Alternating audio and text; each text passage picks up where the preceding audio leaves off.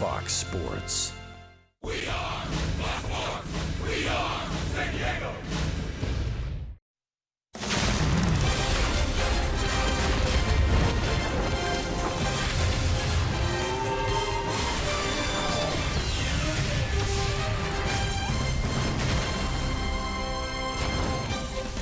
We welcome you to Petco Park. The Padres are happy to be home, the first of a 9-game homestand. They welcome the Detroit Tigers for Game 1 of a 3-game series. Austin Hedges back in the Padres lineup, certainly a good sign after his collision with Anthony Rizzo and the Cubs. He's back in the lineup batting 8th tonight and doing the catching for the Padres. Welcome inside the broadcast booth, everybody. I'm Don Orsillo along with Mark Grant. Welcome to Padres Baseball. Well, tonight the Padres take on a team in Brad Ausmus's team, the former Padre catcher, who has lost 6 in a row right now heading into this series, but offensively they're pretty good. It's really a conundrum because when you look at this roster for the Tigers and who's on it, let's meet some of the Tigers. Upton having a good year. Cabrera's got some health issues, back, hip. J.D. Martinez and Avila could be trade chips at the deadline. Hey, they've got some stud names in this lineup. They're not just going their way right now. Well, last year's Rookie of the Year in the American League, Michael Fulmer, on the mound tonight for the Tigers. Really like Michael Fulmer. Why? Because he's aggressive in the zone. He goes right after hitters. He's got good two-seamer, a four-seamer, slider, and a changeup. In 2017, the nice record. Dovetailing off his 2016 year. No sophomore slump here for the Rookie of the Year. The big thing about Fulmer, he doesn't give up a lot of home runs. Only 4 home runs in 86 innings. He keeps the ball in the yard with the best of them. On the mound tonight for the Padres, Luis Perdomo. The numbers, his record, not terrific, but he's pitched well for San Diego. He should have at least a handful of wins. What makes him work so well and it's a success? Well, the two-seamer, the slider, and the two-seamer to the left-handers. It's 316 versus left-handers, but that number is going down. The last 2 starts, what has he done well? A lot of swings and misses, keeping the ball in the ballpark, and a nice little defense works as well, too. When you have Franchi Cordero out there, and Luis Perdomo knows that he can cover the bags as well on the double play. So hopefully he gets another win tonight because the last 2 he's been throwing the ball really, really well. Padres and Tigers met, of course, in 1984 in the World Series. Well, earlier today, some true All-Stars. Padres alumni took on the Navy All-Stars. We'll check in with Bob Scanlon when we come back. He'll tell us about it right after this.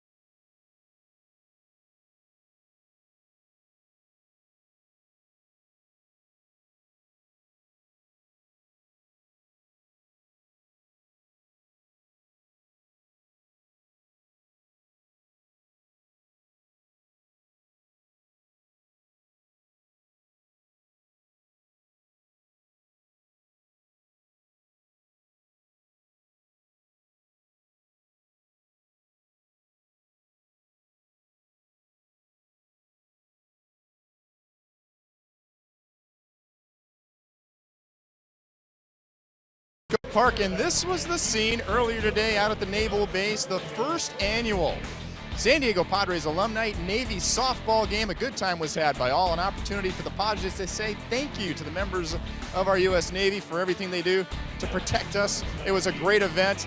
You see a chance of Mark Sweeney was there, Mike Pomeranz, Mark Grant, Tony Gwynn Jr., myself, all representing the Fox Sports San Diego team. And of course, he saw the Marcus Giles and Brian Giles brothers out there. Archie Cianfrocco was there, Rob Deere, Roger Craig was the manager, Norm Sherry, the pitching coach. So it was a great flashback for a bunch of Padres to come back and say thank you to our military community. And by the way, they came out ready to play some ball, all right? They had infield, they had outfield, they had hitting practice. We just showed up and did what we could. We still thought we could take them, but truth be told, they took us down. But we're going to get revenge next year. But no matter what, everybody had a great time. Families were out there to cheer everybody on. And now it is time to play some hardball here at Petco Park. And guess what? He's back. Austin Hedges is back in the lineup today. Good news for the Padres. After that big collision, he's going to come back and be back in the lineup today. He's batting 8th. He is back behind the dish. He's feeling healthy. It's good news. Put all that behind you. That was the play. He manned up. Padres, Tigers. Right here next on Fox Sports San Diego.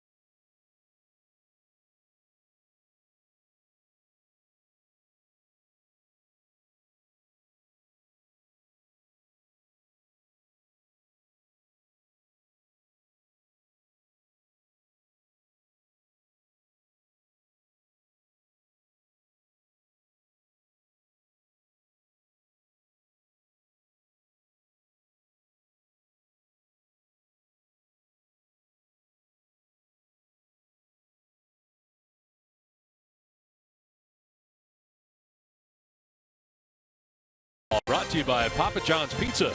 Better ingredients, better pizza. Papa John's, proud partner of the San Diego Padres. And by Jerome's Furniture, where Jerry's price is the lowest price every day. By Honda, great deals are waiting for you now at your local Honda dealer. And by Petco, where the pets go. We welcome you back to Petco Park in San Diego. Welcome site for the Padres. Road weary, no doubt, as we check out the weather report brought to you by your always sunny San Diego Honda dealer. 67 degrees as we get it started tonight. Northwest breeze at 9 miles per hour. And the forecast cloudy for the remainder of the night. Right now we are cloud covered as we get it started. The Padres in their Browns tonight on Friday night. Don Orsillo, Mark Grant, Bob Scanlon with you from Petco Park, and the return of Brad Ausmus, former Padre, the manager for the Detroit Tigers, a team that has really struggled lately. As we take a look at their starting 9 tonight. Ian Kinsler leads it off at second base with Alex Avila doing the catching in his return to the Tigers. Miguel Cabrera, the all-star first baseman, with J.D. Martinez in right. Justin Upton is in left field with Nicholas Castellanos at third base. Andrew Romine, the switch hitter, in center field. Jose Iglesias at shortstop bats 8th. And Michael Fulmer, the pitcher, batting out of the 9 spot. On the mound for the Padres tonight is Luis Perdomo. Making his 13th start, and the 24-year-old, we talked about him in our pregame and our game open. Grounders galore. You talked about the percentage, 64%. That's third in Major League Baseball. And don't overthrow. He's been nice and easy the last few starts, going towards home plate, not coming off the baseball.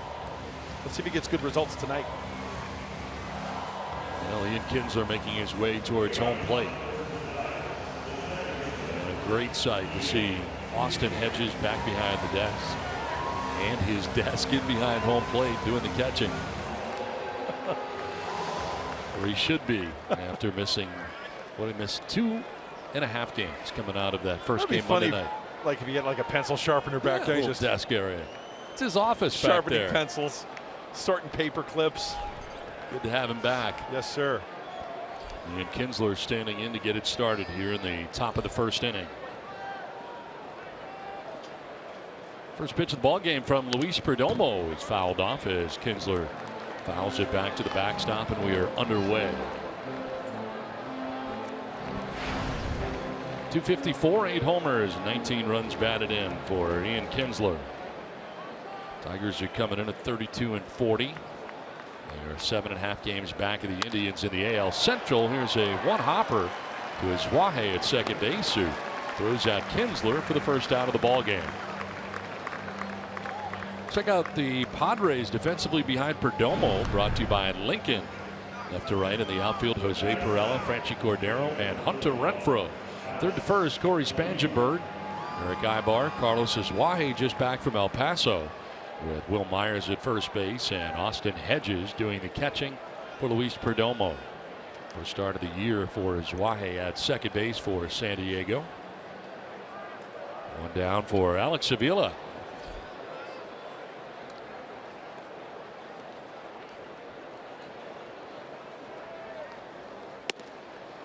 The Tigers have lost 6 games in a row and were just swept by the Seattle Mariners as part of this road trip. Avila at .313, 10 homers, 27 runs batted in, and moving on up in the order. Batting second for Brad Ausmus. And the bullpen has taken a big league beating during this losing streak for Brad Ausmus.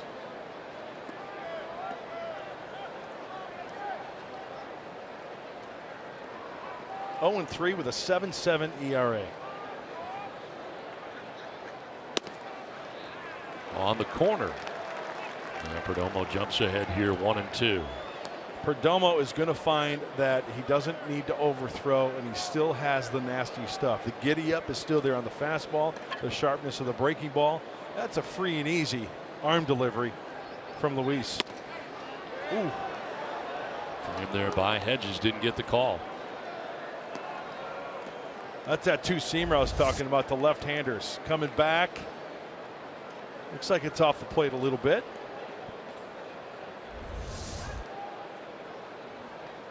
Two from Perdomo. Miguel Cabrera waiting on deck. As Perdomo works here in the first inning. Cabrera's numbers are down, but seems to have been battling a bad back and hip. The injuries have kind of taken their toll on his normal numbers this year. And the back problem really started for him after the WBC. Back problems, hip problems, getting older. I mean, let's face it, he's had one heck of a career. Probably on his way to the Hall of Fame, right? And as this game of baseball, you play a lot. I've always contended, you go from 33 to 34 if that's the case. You know, this game of baseball, the grind, it tacks on 2 or 3 years, I think, to your body. Payoff pitch, that's inside for ball 4. So Avila down to first base with one down here in the first inning. 1 on, 1 out, and here comes Cabrera. This guy to win the Triple Crown since Carl Yastrzemski in 1967. And the last 2 years for Cabrera. Take a look at last year, around his normal 300 or better. This year at 271. 16 home runs last year, 8 so far this year. Has not been productive or as productive this year for the Tigers, and that makes a difference.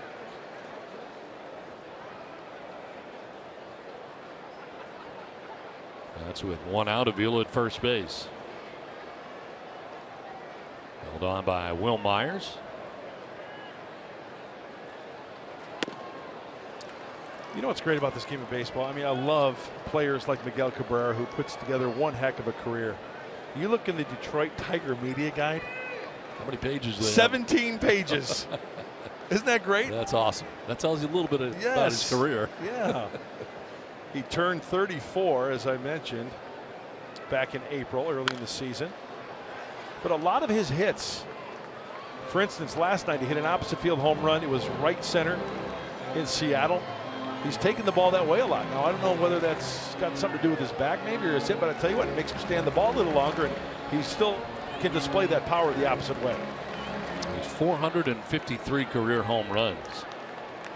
His 453rd on Saturday in Tampa Bay, and breaks the tie with Carl Yastrzemski. He's now 37th as he moves past Yaz in that category. He's now 9 home runs shy of tying Jose Canseco and Adam Dunn at 35th all time.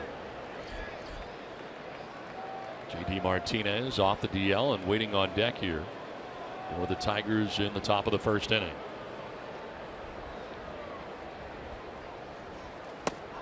Ball 4, and it's back-to-back walks allowed by Perdomo here in the first inning.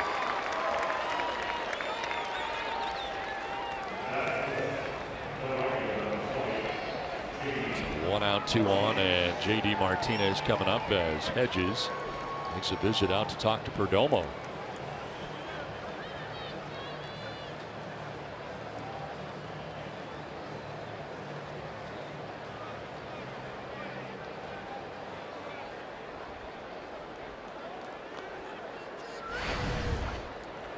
JD Martinez, 38 games on the year, 305 average, 12 homers and 27 runs batted in.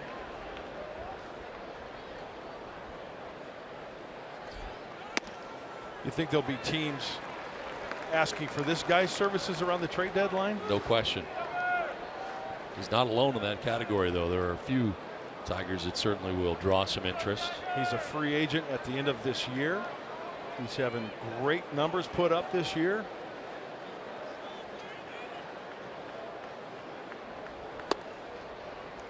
Perdomo could use one of those ground balls that he induces so many times. Martinez has ground into 7 double plays, and with a force at any base except home plate, that'd be great for a ground ball and a double play.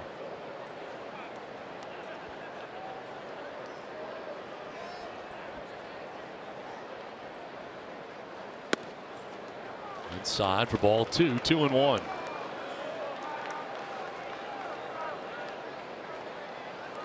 Longest losing skid for the Tigers since they lost 7 straight, and that was last May.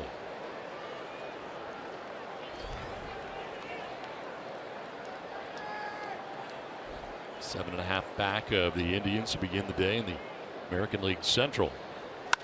On the ground to third base. Spangenberg will try to start it. Second for 1. On to first for 2.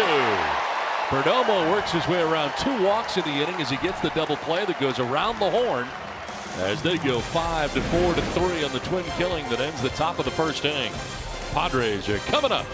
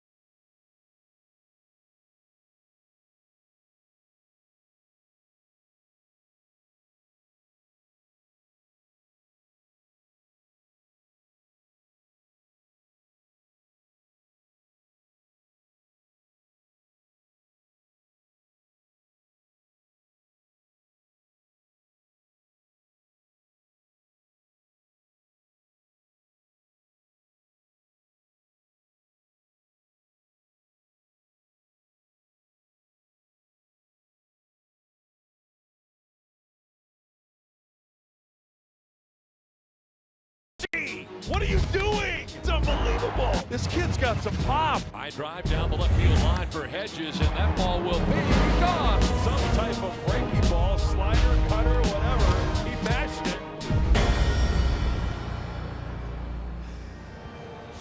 Game one is right now between the Padres and the Tigers, and the Padres coming to bat here in the bottom of the first inning. Tigers do not score in the top half of the first.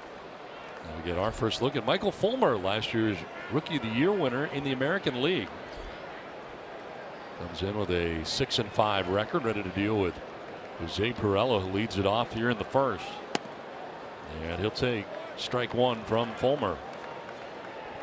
Pirela's been leading off every day for the Padres, and it's a .351, 3 homers, 9 runs batted in, and his 15th game of the year.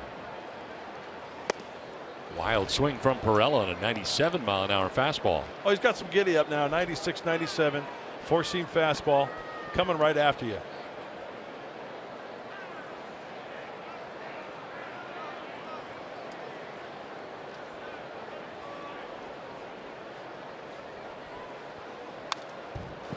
The problem for the Tigers has really been their bullpen has really been roughed up.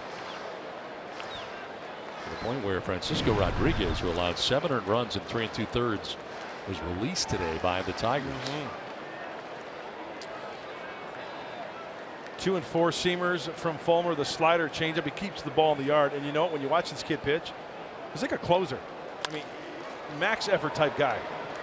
To short, and Jose Iglesias able to throw out Pirela. Let's check out the Padres starting 9, brought to you by Toyota. Andy Green has Pirela leading off, and in left field, Carlos Asuaje at second base, bats second. Will Myers at first. Hunter Renfroe in right field. Corey Spangenberg at third. Eric Ibar at short. Franchi Cordero in center. Austin Hedges doing the catching, bats eighth. And Luis Perdomo, the pitcher, out of the 9 spot. One down here in the first inning for Carlos Asuaje. Just back from El Paso. And the Angervis Solarte going on the DL, the oblique strain. Kind of wondered what the Padres would do. Thought we might see Ryan Schimpf, but instead it is Carlos Asuaje back with San Diego. Second stint of the year in the majors with the Padres. Last saw him on May 24th. Well, he was hitting above 300 in AAA El Paso. Extra bases were there. 4 doubles, 2 triples, hit a couple of home runs. So he's got some speed, right? More of a two-way type player, I would say.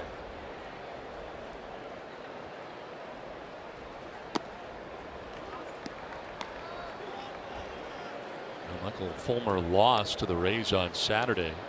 3 runs allowed in 6 2/3 innings. Last 5 starts is only 1 and 4 with a 4.64 earned run average. 2-1 and a swing and a miss. 2-2. You know the guy they call JV, Justin Verlander. He's getting long in the tooth. Has had one heck of a career. But Michael Fulmer is that kid who could become an ace of this Tiger staff as we take a look at Justin Verlander. One heck of a career right there.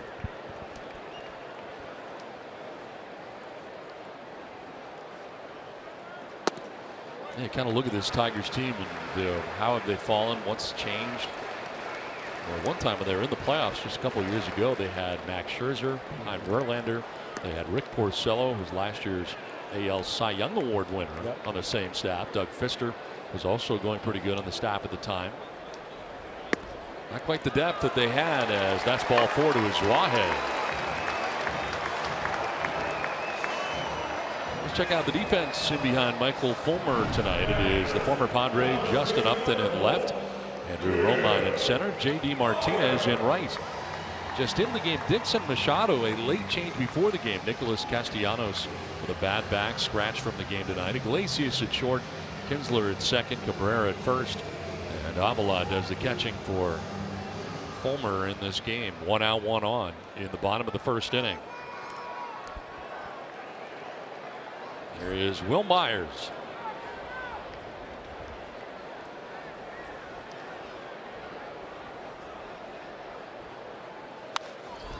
Fouled off to the right, out of play.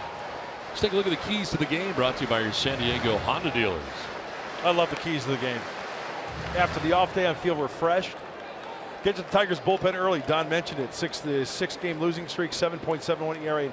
Action from the top of the order. Perella, Asuaje, Myers. Get on for Renfroe, Spangenberg, who's swinging well.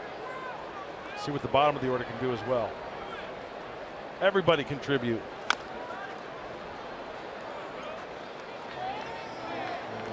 By the way, you mentioned Machado at third base, only his second start this year at the hot corner for the Tigers.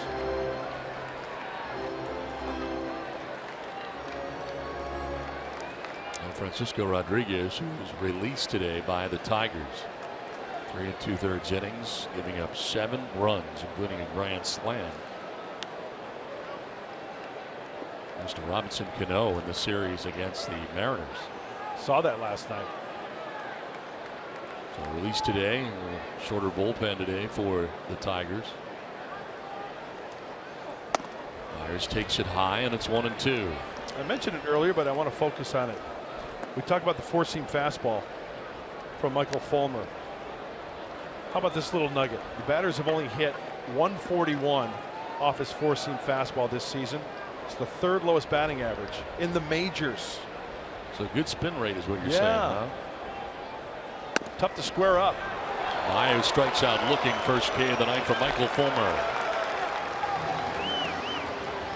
Well, we know what Michael Fulmer sports and what he has in the toolbox. A lot of video being watched. 95 coming right at Will Myers. For a guy who doesn't put the ball out of the ballpark that much, Fulmer, he's only given up 4 home runs this year, sticking with the heat. And eventually gets a call on the inside corner at 96. So one breaking ball that at bat. Heavy on the four-seamer. 2 down is Wahe at first base. Hunter Renfroe the batter.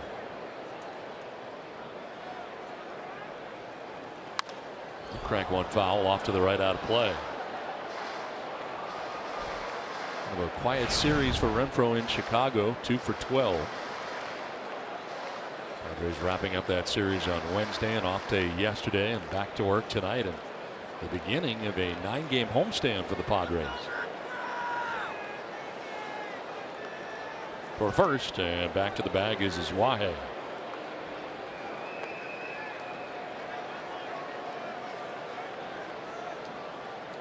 Morella grounded out to short as Wahe walked. Myers strikes out looking, and now Hunter Renfroe down on the count, 0-1.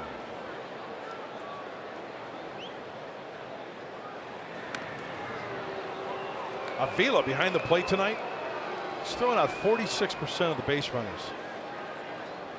Very good defensive catcher this year, back to being a good offensive catcher, and his second go around here with the Tigers, and guy who had some concussion problems over the year. Drops in there for strike 2. Now, to put that into perspective, to quantify that, the major league average as far as catchers throw out 30 to 32%, so he is well above the average. Start of the year as the backup.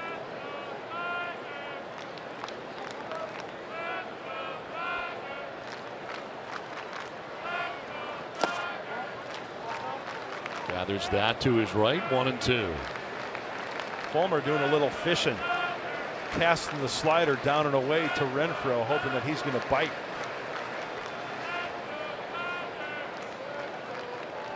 Renfroe almost doubles for National League rookie, 14 on the year.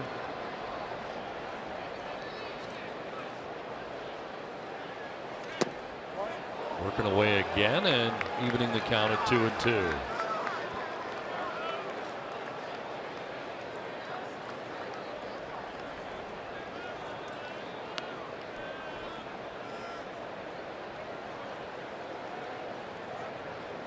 Looks like they're going to stay away again here of Renfroe. And a swing and a miss. 97-mile-an-hour fastball. Back-to-back Ks for Fulmer. Scoreless after one from San Diego.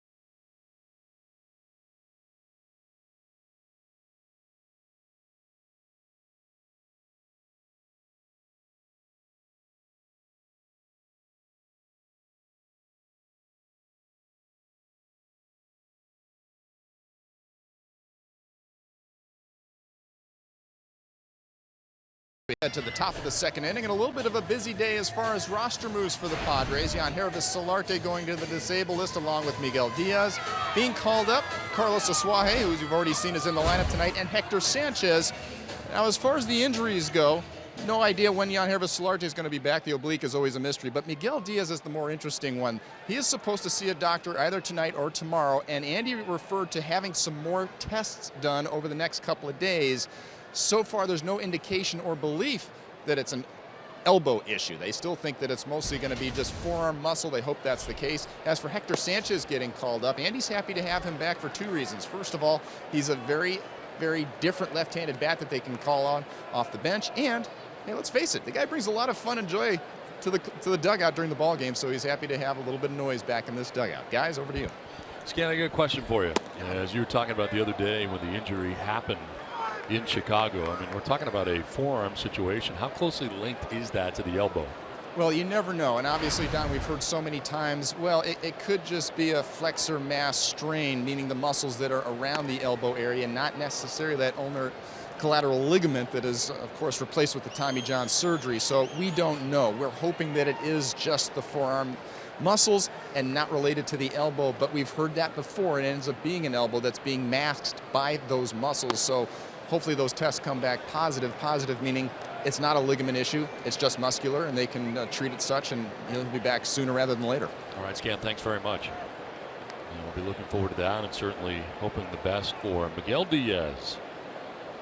As Justin Upton will take a walk, and that's already 3 walks allowed by Perdomo in this game. Walk 2, got away with it in the first, getting a big double play, and now a leadoff walk to Justin Upton. It's living dangerously, to say the least. Dixon Machado now standing in. 322, no homers, 4 runs batted in, and 29 games on the year. And getting the start with Nick Castellanos, scratched from the game just before the game with a bad back.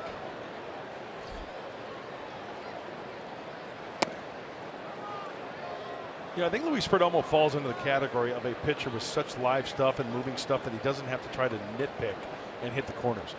If he can locate knee high, center of the plate, that ball's going to dance one way or the other, regardless if it's a slider or if it's a two-seamer. How about a throw over to first base right here? How about a Fresca? Would love one. But just, and you know, the key is to keep the ball down. But he's got such good movement to both sides, he doesn't have to really go off the plate unless he's got 2 strikes. Really fell off that side. Did you see him fall off? Yep. And Darren Balsley seeing something mechanical that he can talk to him about, and he is headed out there to talk to Perdomo right now. Watch his follow through. He's going to fall off this way. So he kind of fell off that way. Now, if he stays on line towards home plate that way, he stays on the ball a little longer, and it could get a different result. And it's a fine line. It's really a fine line.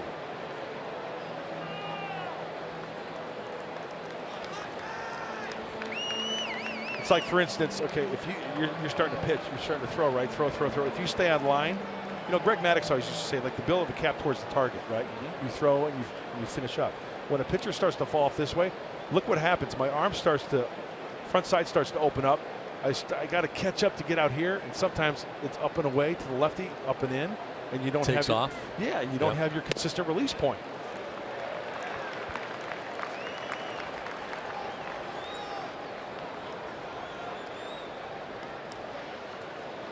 Walk to Upton, now behind Machado, 2-1. Bunt bid, and it is a foul ball. Hedges jumping out there quickly, but a foul ball. Like a cat. Like a puma.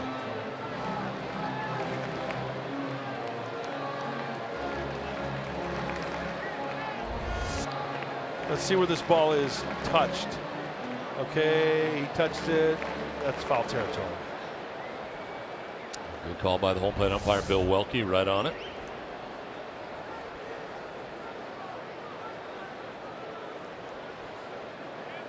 Sure, lead at first for Upton. And a swing and a miss. Snap throw to first and back safely is Upton, but Will Myers wants the Padres to challenge this. McGuire on the phone very quickly. Oh, does he get him on the wrist before his hand hits the bag? Did he get him on the finger? Can't tell. Did you see his finger come up a little bit on the right? Maybe. Big secondary lead. Very close. Padres are not going to challenge. Great throw by Austin. Accurate, strong.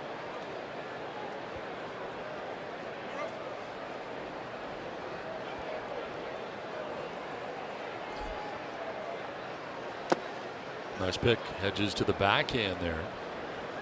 Now Perdomo falling behind.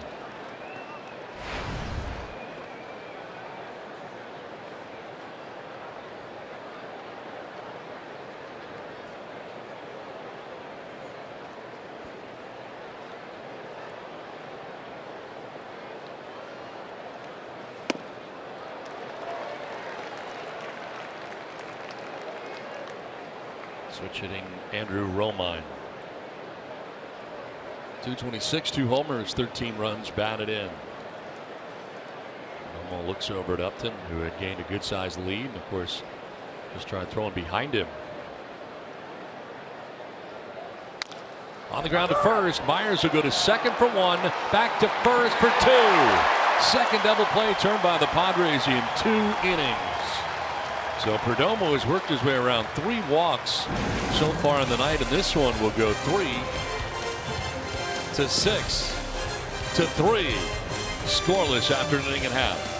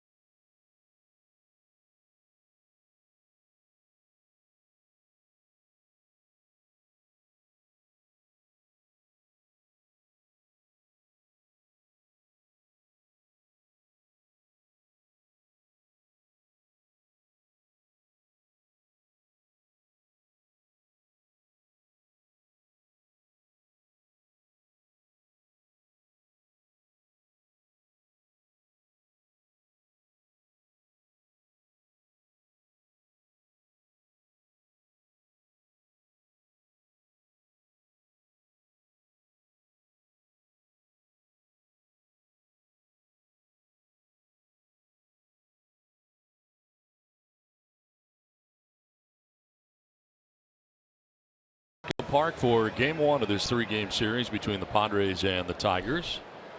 Corey Spangenberg leading it off here in the home half of the 2nd inning. Scoreless game, and Michael Fulmer back on the mound for the Tigers. And Spangenberg showing bunt, pulling it back and taking ball 1.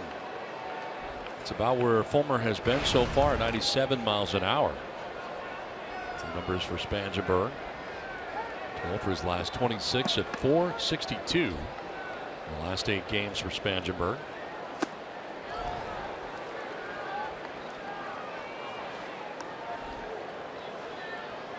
That 4-seamer has a little run to it.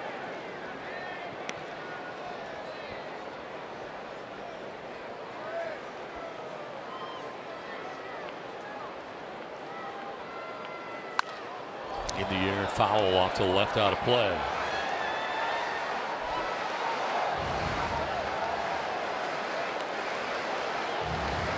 Last year, Fulmer in his Rookie of the Year campaign, 11-7, 3.06 earned run average in 26 starts. 159 innings a year ago in his debut in the major leagues.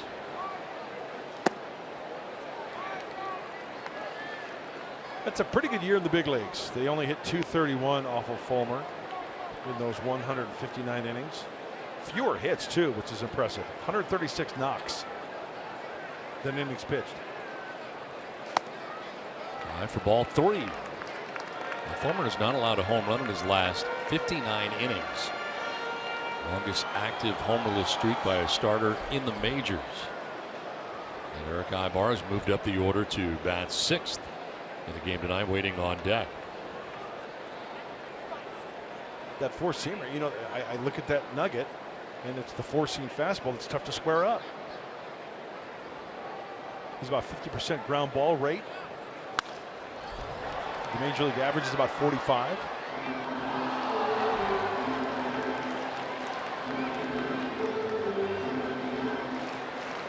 He lost to the Rays last time out, only gave up 3 runs and 6 2/3, but did take the L. And he comes in at 6-5 on the year, ERA of 3.45. Payoff pitch, and that's ball 4. Spangenberg with a walk, second walk given up by Fulmer. Time now for the tools of the trade, brought to you by Ram Trucks. Let's jump in the time machine and go back to Wrigley Field. Eric Ibar. They wanted it inside, but it leaks outside, and the switch hitter, the righty, just above the basket at Wrigley Field. And you want to know a little nugget in this guy's career? It's only the second time that from the right side that he's gone the opposite field for a home run for Eric Ibar. Now stepping into the box from the left side. 218, 5 home runs now, 11 runs batted in. And a softly hit ground ball to second base. Sounds like he broke his bat, and Kinsler throws him out.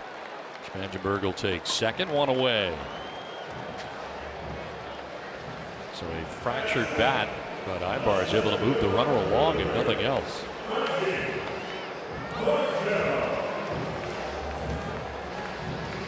Bring up Franchy Cordero. 256, 3 homers, 9 runs batted in for Cordero. He'll start in center field. That's in the 7th spot for the Padres tonight.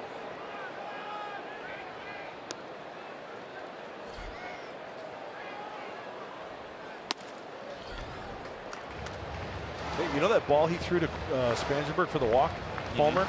That was 99. He missed just off the plate, so he's got some good fuzz tonight. Now, the one thing that's always amazed me about Justin Verlander, who's here tonight, is that when he wants to reach back and bring you 99, he can do it. Yep. And he would do it late in outings. Yep. Popped up foul. That'll get out of play. Don, that goes along what we were talking about, like Miguel Diaz for the Padres, right? He's going to learn through time that you don't have to redline it every time out. Guys like Max Scherzer, it looks like Fulmer, you know, full effort guys, max effort guys. Diaz, on the other hand, he'll touch 91, 93, 92, 94, and then hopefully later when he needs it, bang, 96, 97. And that was the problem with his first start, because he was 97, 98 right out of the gate in 2 innings. It only lasted 2 innings. Swing and a miss. That one was by Cordero. He was lunging after that pitch.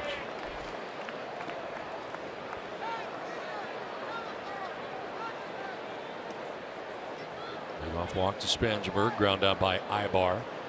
And Spangenberg to second base, 1 out. And Franchy Cordero down on the count here, 1-2.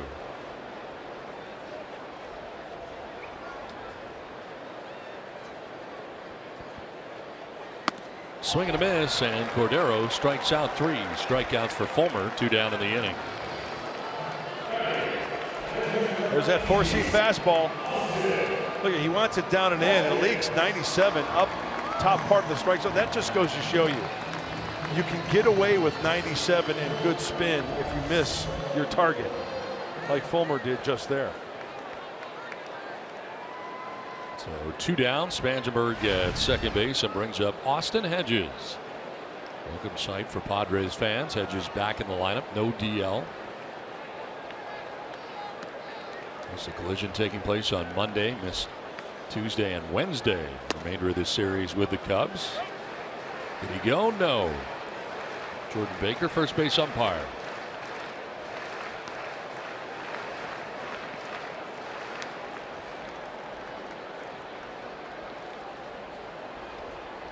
Center fielder Andrew Romine, step or two towards left center. Gap out there in right center field for Hedges.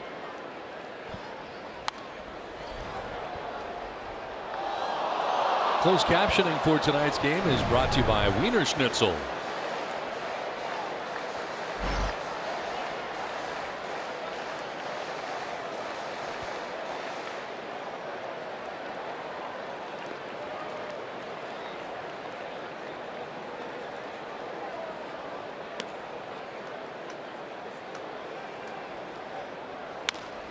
Grounded foul. Looked like a changeup right there. Want to dig a little deeper on Michael Fulmer? What do you got? His strengths. Effective splitter there, 172 average. He does have some weaknesses, doesn't throw a lot of sliders for strikes, only 55%, and then the rest of his arsenal.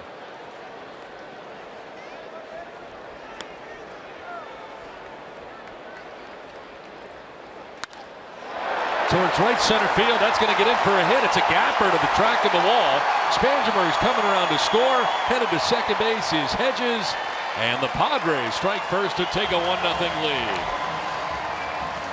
Austin Hedges in his return, a gapper out to right center field, gives San Diego the 1-0 advantage. Bruised thigh, my eye. There's a slider, and you know that is picture perfect. Fulmer trying to go slider down and away, belt buckle high, outer half, and Austin Hedges just drives it that way for the RBI double. Number one, dude. So 2 down, Hedges at second base, and Luis Perdomo the batter. Good to have the Padre backstop back in the lineup. Perdomo with 3 hits on the year, 3 for 18 at the plate. 43 in his 2 years in the big leagues.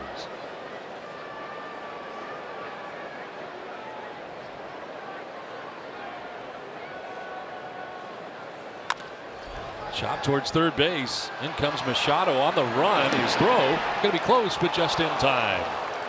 Able to get Perdomo and to end the inning. But the Padres do get a run as San Diego jumps on top 1-0 at the end of 2.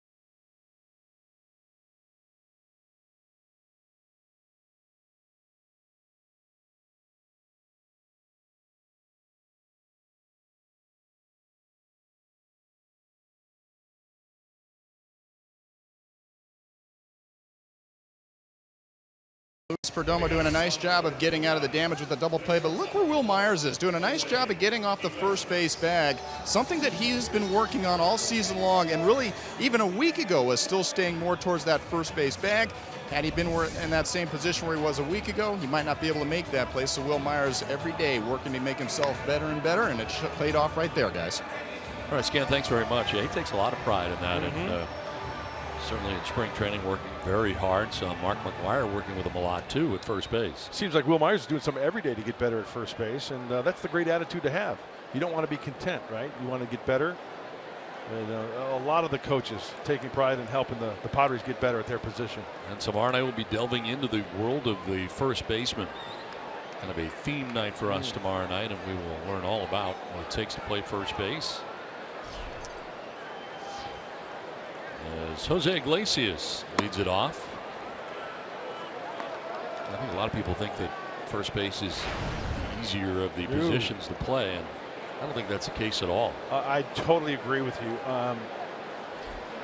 You know, you talk, and Mark Sweeney's talked about this all the time because he played some first base at times. Sure. It's not one of those positions where you say, okay, well, you know, it's a day game. We want to spell our regular first base. Go on, play first base. You know, we'll be okay. No, there's more to it.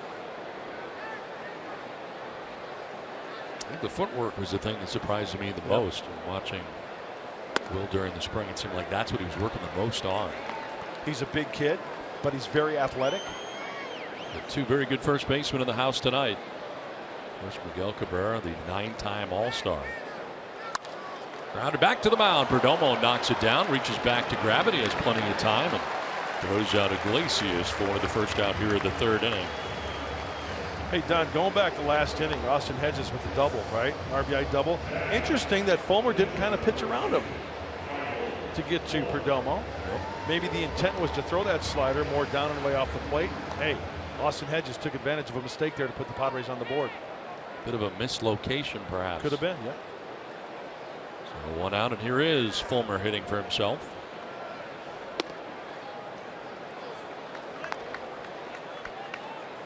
Interleague play under National League rules here at Petco Park.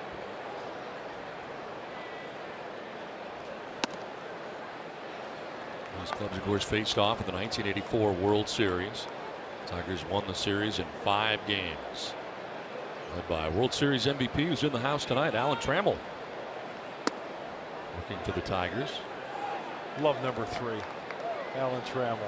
Lou Whitaker as good as it gets up the middle, huh? Yes. You know, there's a fair argument out there that Alan Trammell belongs in the Hall of Fame. He was 9 for 20 in the series, had 2 homers and 6 RBIs. Here comes Ibar. His throw is in time. Nice play by the veteran shortstop. 2 down.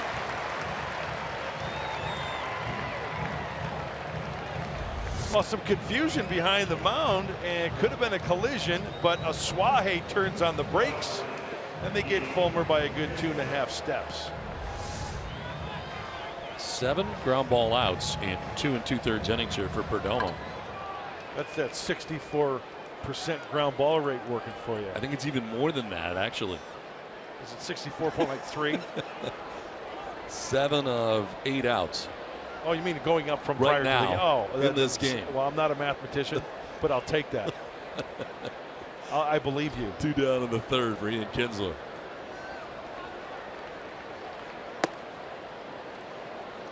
I wish I had a sinker like that.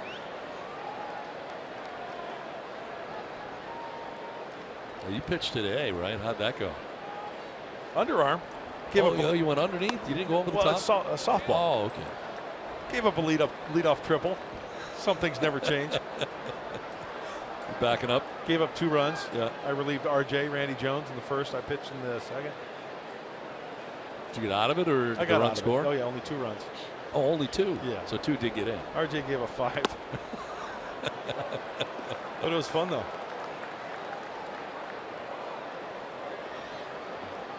If I am to take batting practice against you, I would like to have you underhanded.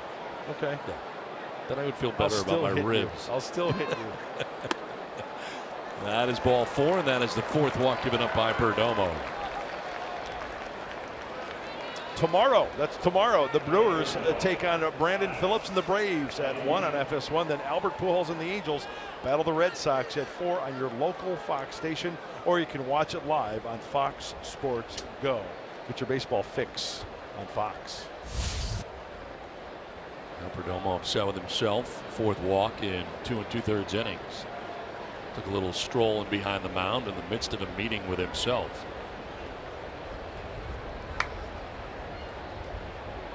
Now ready to work to Alex Avila. Walked in the 1st inning. Takes the high strike. And a changeup. I like that. After the walk, throwing up an off-speed pitch. And the walks have got to stop, because second time around now, you don't want to give free passes. These hitters have seen you once. Maybe they can pick something up. Especially the 2 out walks, the top of the lineup. Padres are shifting here on Avila.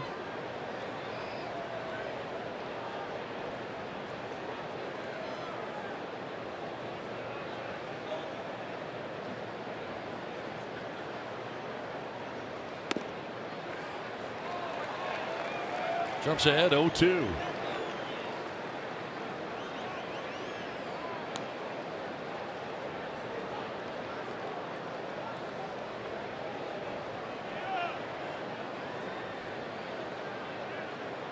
Coming in, hitting at .313 on the year.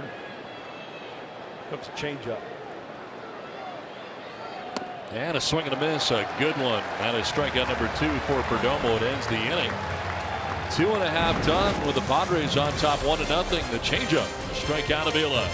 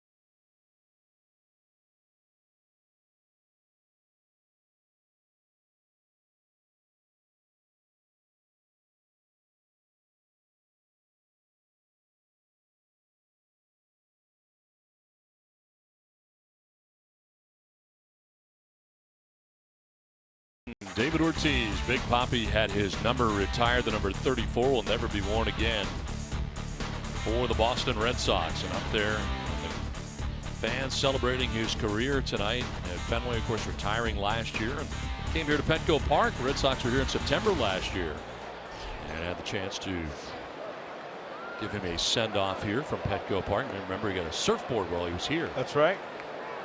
14th season in Boston, 3 World Series titles, 483 home runs. And my question to you, Don Orsillo, could he have gone another year? Absolutely. Or 2? Yeah, absolutely.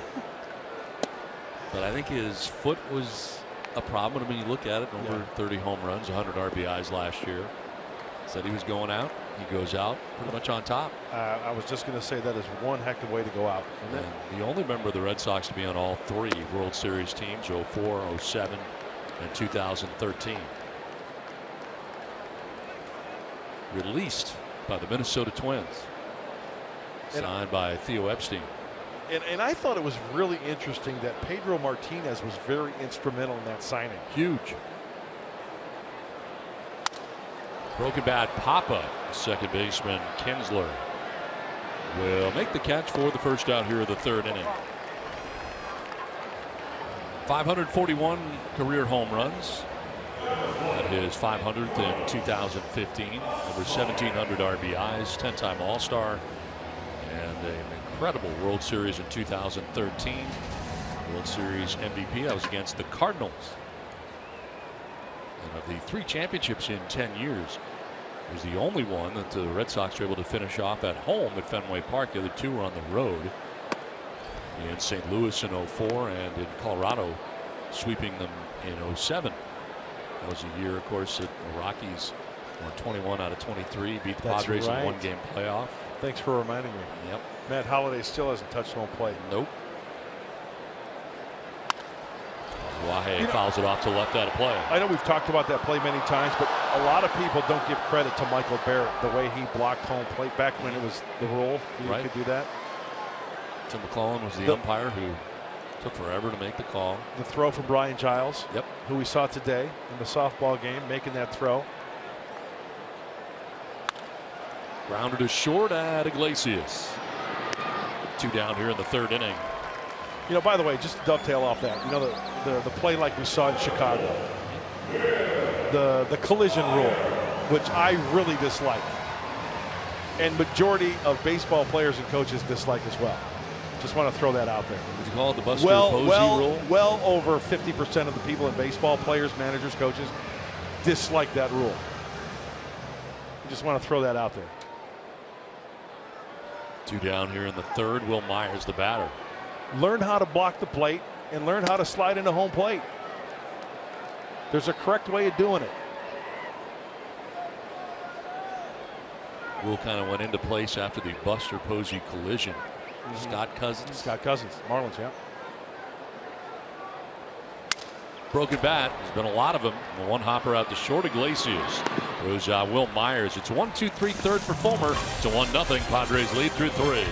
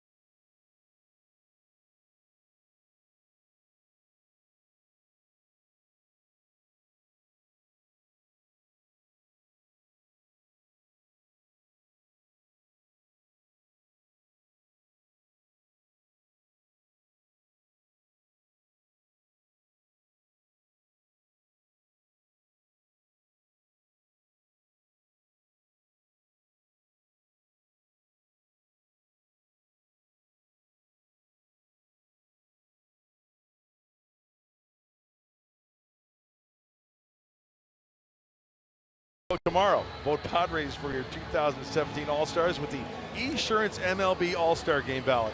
Vote at Padres.com/vote. Catch all the excitement of the 88th MLB All-Star Game in Miami, presented by MasterCard, July 11th. Only I say, on Fox. Live on Fox. Where can I see it? On Fox. Miguel Cabrera is going to lead it off here in the 4th inning. Cabrera, Martinez, and Upton featured in the inning. Walked in the first, one of 4 walks given up by Perdomo through the first 3. Kind of a recipe for disaster, but none of those walks have turned into runs yet, and Padres have turned 2 double plays in the first 3 innings. In fact, the Padres have turned at least one double play in 10 straight games. Total of 20 in the last 10 games, including tonight. One went 5-4-3, one went 3-6-3. 0-2. You know, and even though this Tiger team is struggling, losing 6 in a row, just got swept by the M's, they still are a team that has the potential of hitting the ball out of the ballpark. Miguel Cabrera did it last night. They are 9th in the American League in home runs, and it's just refreshing to have a guy like Perdomo who just pummels the ball down in the zone and keeps the ball on the ground. It's hard to get the ball elevated when Luis Perdomo has his best stuff.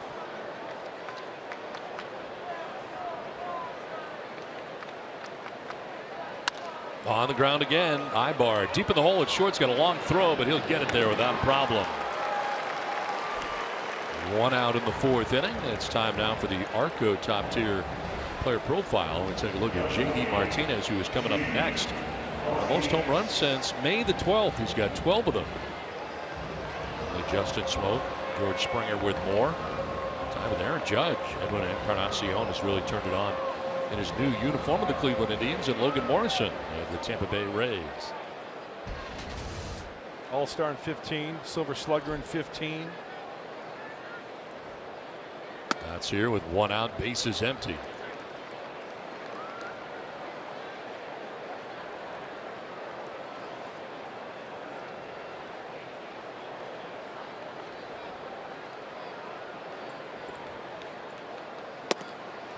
Trying to pick up that outside corner.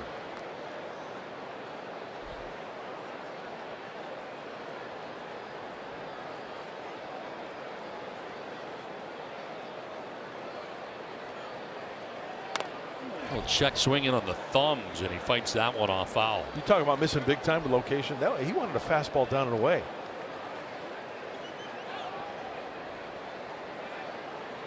We'll stroll around the mound counterclockwise.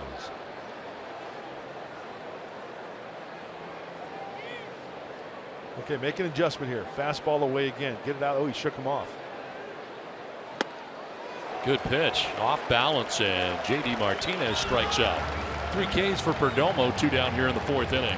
Got him with the slider on the half shell. And you know, that's a hanging slider. Some guys cannot hit the hanging slider. Because usually if you hang, he will bang you. But he did not.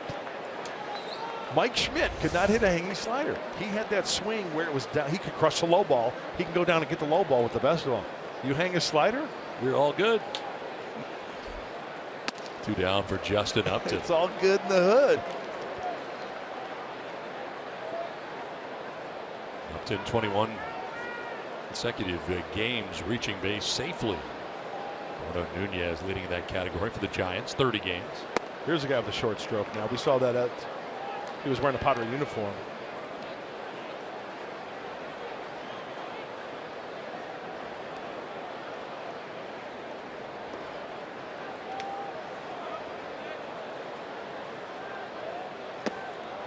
Down to one knee on that cut.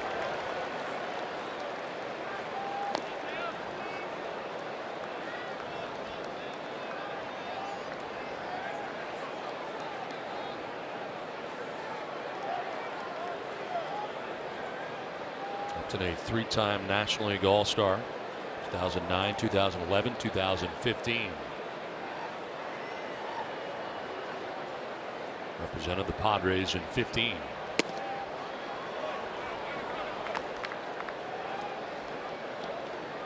We're seeing Melvin both here at the same time.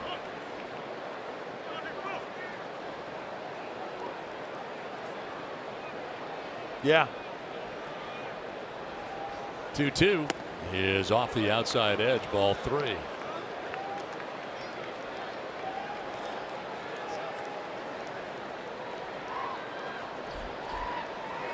Dixon Machado waiting on deck for the Tigers.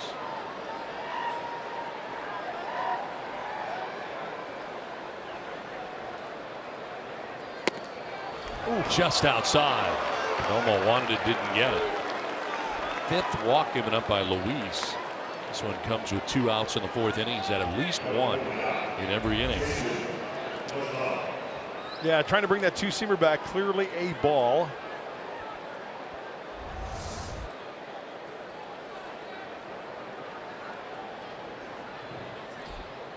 Once again, sometimes I think maybe a little bit too fine as we look at the breakdown. Pretty even split there. Yeah. And that's why I think the balls to strike ratio can be overrated at times. You know, sure, if you fall behind, you make a good pitch or you walk guys, the balls will go up. But you make a good pitch, get out of it.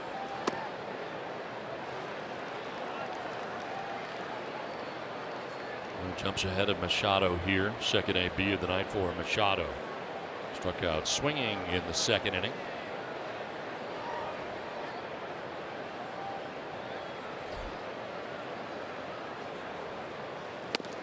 Down 0-2. Look at that movement. That's knee high, 90-mile-an-hour changeup with tremendous movement.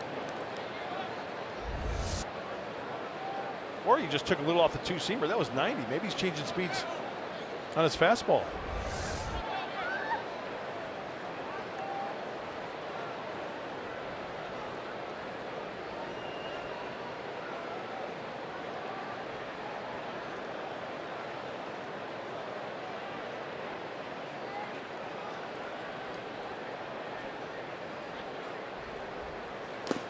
In the dirt outside, and it's 1-2. Couldn't get Machado to chase.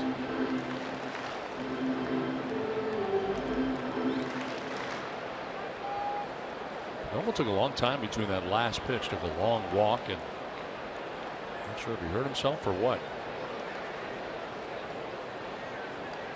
Well, let's see here. Fastball away. Let's see if he goes with the two-seamer. See what the velocity is.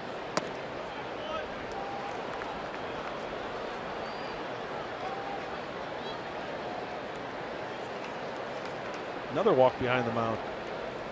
Kind of testing.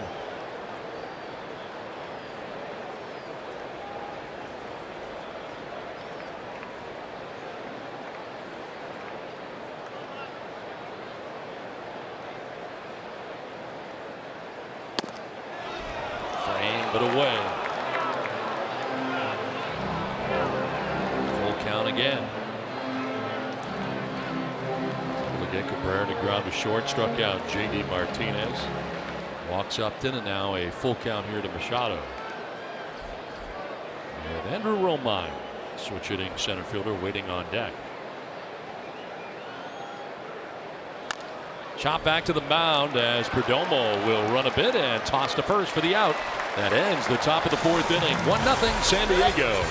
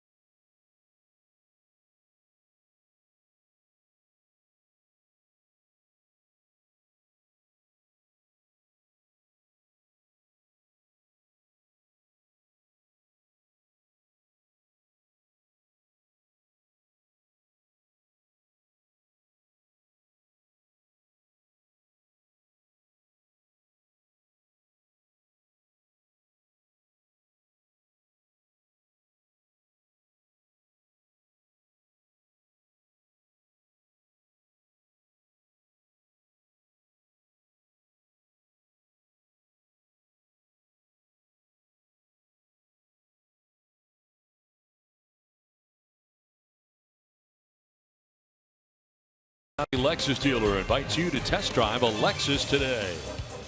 By Saquon Casino, sign up for the Padres club card today. And by Jerome's Furniture, proud sponsor of the best seats in the house.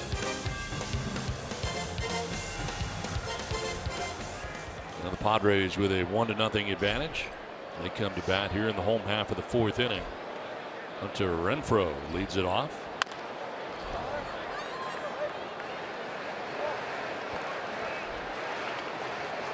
Strikeout victim in the first, one of 3 Ks for Michael Fulmer on the night.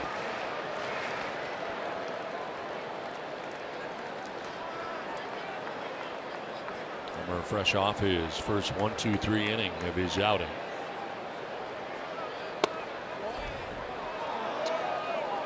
That's good downward plane right there from Michael Fulmer at 97.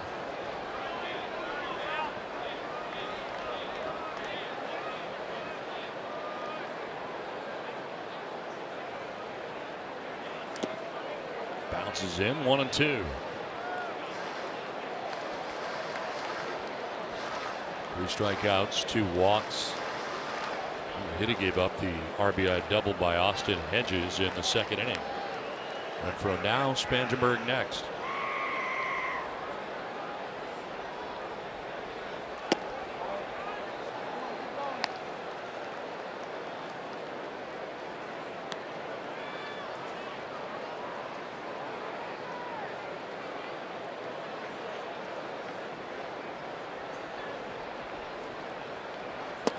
On the corner for strike 3. Renfroe didn't think so. 4th strikeout for Fulmer. This one opens up the bottom of the 4th inning. Oh, he gets a call. Now that's going to happen once in a while. Hopefully Luis Perdomo, the pitching staff for the Padres, get calls like that. But that time, that's a hang with him for Hunter Renfroe. Because Luis just missing with those 2-seamers was not getting the call on those pitches. It's going to happen. Spangenberg gets a one-hopper, diving at second as Kinsler from his knees. Throw is off the mark, and reaching at first base is Spangenberg. Should be a base hit. And it is a base hit. That ball was scalded. Hey, and you know what? A nice play by Ian Kinsler. Throw up the line towards home plate. Not, you know what? Not even close. Even if that was thrown on target, Corey Spangenberg is probably going to be safe. So Kinsler upset with himself. 1 out, 1 on, and Eric Ibar the batter.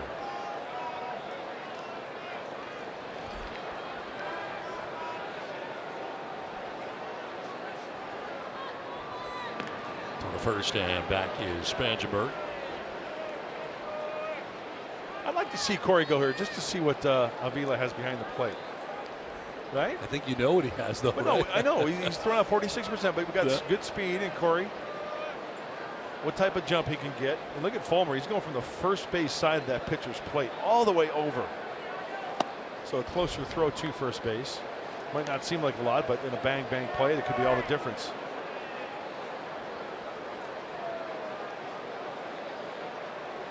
Ibar spending his career in the American League prior to this year. So 56 total games against the Tigers.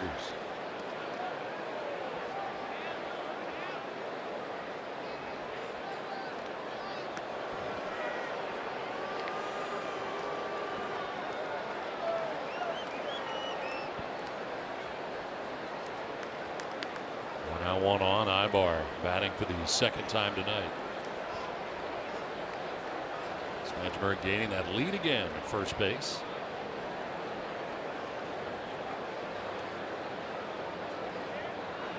Another check, a little closer this time. But Spangenberg back again. I'm going to go head first.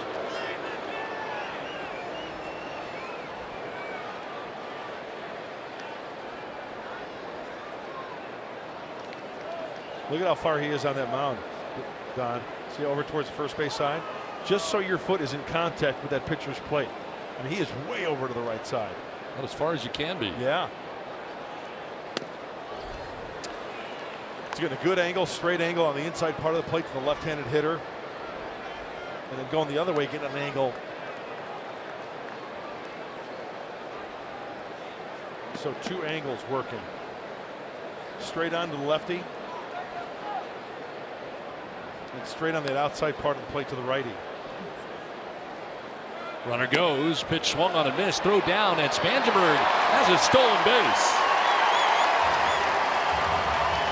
Pretty good jump. Tough pitch to work with too for Avila. Avila was set up away, got a fastball, but just yanked it on the shortstop side. Stay on the bag.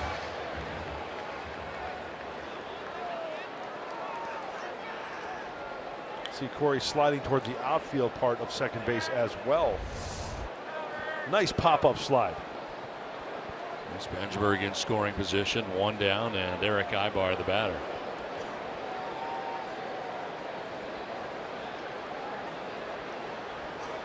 One, two coming to Ibar. Strike three call, frozen. Almost like he was looking for something else. That is 5 strikeouts for Fulmer, 2 down here in the inning. Tonight's Cold Hard Facts are brought to you by Clean Crisp Coors Light. We'll take a look at Michael Fulmer, last year's Rookie of the Year and lowest earned run average since the beginning of his career, which was the beginning of last year. 3.20 ERA. Only lower is Aaron Sanchez of the Blue Jays and Chris Sale of the Red Sox. This is one of those guys that the Mets gave up for Cespedes back in 2015 at the trade deadline. I would say, I mean, obviously Cespedes has done great for the Mets, and winning a Rookie of the Year for Fulmer. It's worked out for both guys. Yeah. Archie Cordero, a strikeout victim in the second inning. And Spangenberg got a huge lead, and they charge a balk here to Fulmer. So he was dancing around out there, and it got in the head of Fulmer, who balks, and now Spangenberg has third on the balk. Let's see if he twitches a little bit. Well, in contact with the pitcher's plate. Okay, he's getting the sign, getting the sign. He comes set. There. See that little twitch before he stepped back? That is a balk. B-A-L-K. That's a free 90 feet.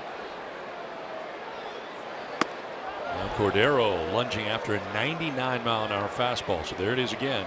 When he needs it, he rears back for a little extra.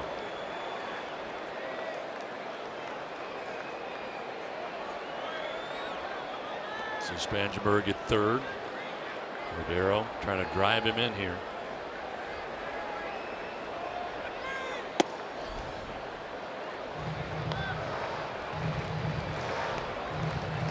No secret to what Fulmer has done the last 2 pitches, trying to challenge him.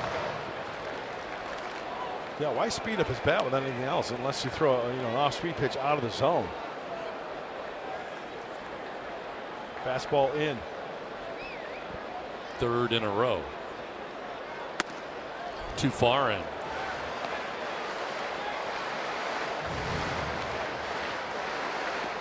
Pitch 60 of the night coming up here for Michael Fulmer with 2 down in the 4th inning.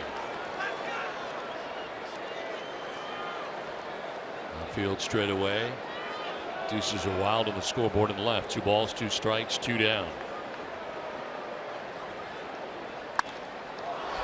Fouled off to the left.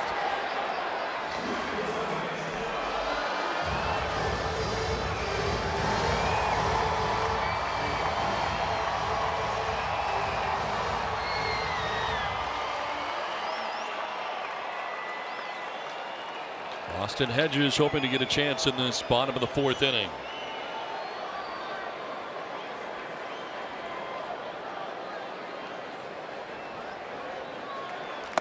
Swing and a miss, elevates the fastball, and an even 100 to strike out Cordero.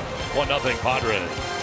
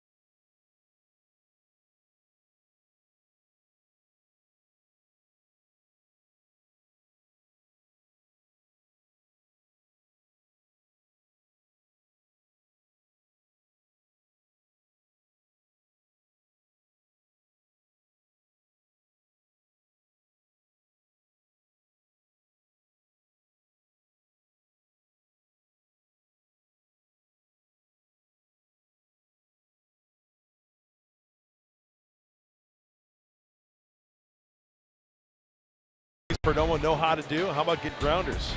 Movement, 94, 96, down in the zone. Sometimes even up in the zone. With the breaking ball, it's tough to square it up and elevate it. There's a reason why Perdomo has 64.1% ground ball rate. That's third in the major leagues going into tonight's game. Only behind Dallas Keuchel with 66%. In fact, you know what? Let's just say 67%. Alex Wood at 67% as well. So the ground ball is one of the keys for Luis Perdomo. 9 of them in this game as he starts the 5th inning and deals with the bottom third of the Tigers' order. Romine, Iglesias, and the pitcher spot. On the ground, foul outside of first. Oh, look at Omar. Omar Vizquel, one of the greatest shortstops, in my opinion, of all time. That guy could play some short now. And had fun doing it. Back at him again. This one on a line. Omar's the type of player where he would make the spectacular play at short, and he's running off the field like a little kid in Little League with a big smile on his face. Hey, look what I just did.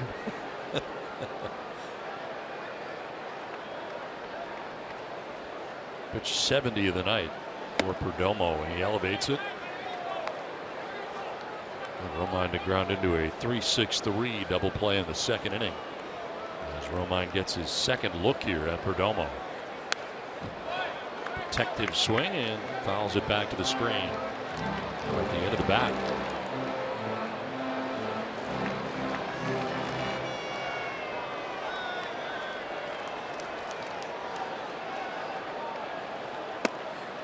Wow. Looked like a pretty good pitch. Yeah, it did.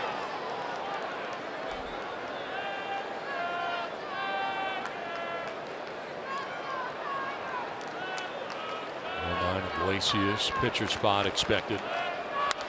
Ground ball through the right side into right field, a base hit. Leadoff single for Romine.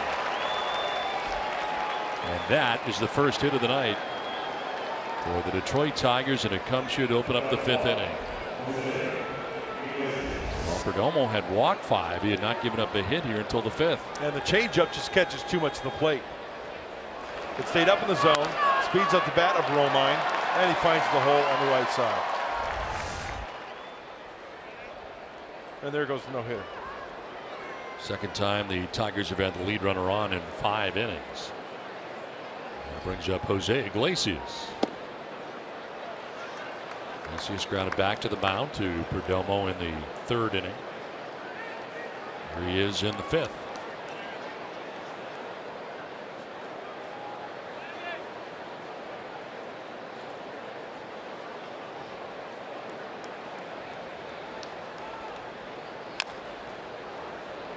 How many ground balls, fouls have we seen like that right now? Foul balls behind the plate and then down the third base line. They cannot square up that two-seamer into the right-handed hitters. That's a good sign, I guess is what I'm trying to say.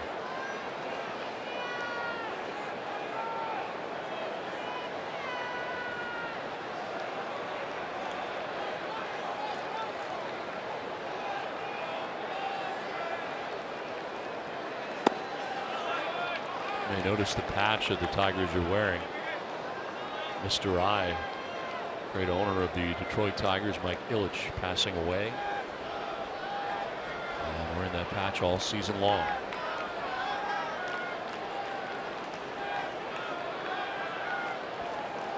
For the first, and back to the bag is Romine.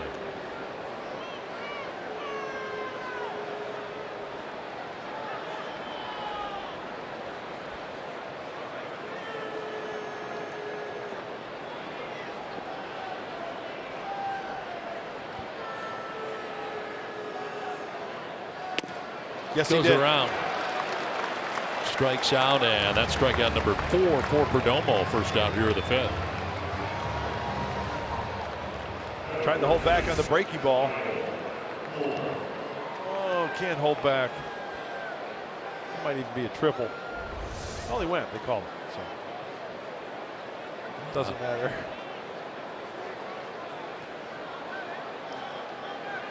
Will Myers has given up his first baseman's mitt because he's not going to cover at first. He's coming in here with the pitcher batting. So you have to relinquish your mitt. He did. because Oswahe is holding on the runner at first base. You bet. We saw that with the Cubs and Anthony Rizzo. So he's got the little glove on. And I think Oswahe's got a first base glove. Yeah, he does.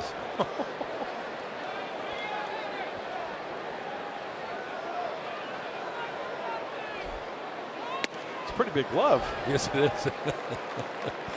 Use that as a hammock. He's not a very big guy. Yeah.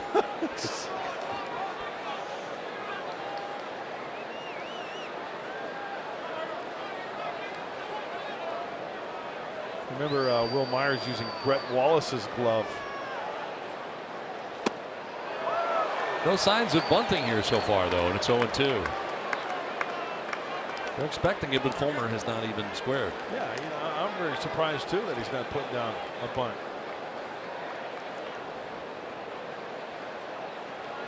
A lot of these American League pitchers who have not spent a lot of time bunting. No. Although he came up in the Mets system. Yeah, and you know what? I think before interleague games, I think, and they probably don't spend a lot of time, but knowing that they're going to have interleague coming up, that they'll take a few hacks. Nothing really serious. That's strikeout number 5 for Perdomo. 2 down here in the 5th. And that'll bring up Ian Kinsler, top of the order now for Detroit. Tight one tonight at Petco Park so far here in the 5th inning. Perdomo did not allow a hit through the first 4 innings. Gave up a single to Andrew Romine. Has proceeded to strike out Iglesias and Fulmer afterwards. Runner still at first with 2 away.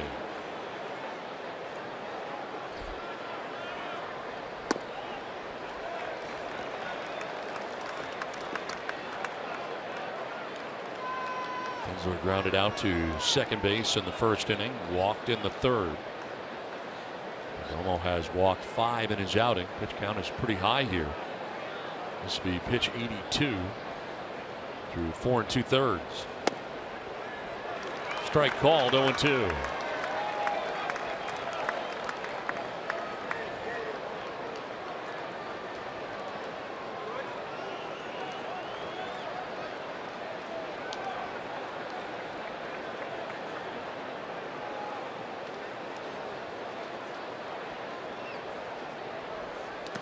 In the dirt and smothered by Hedges. No advance at first base by Romine.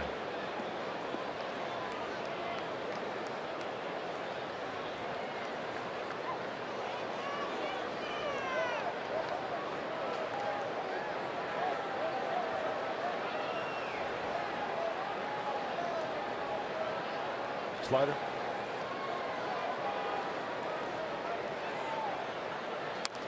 Reaches out, protects plate, fouls it off to the right, out of play.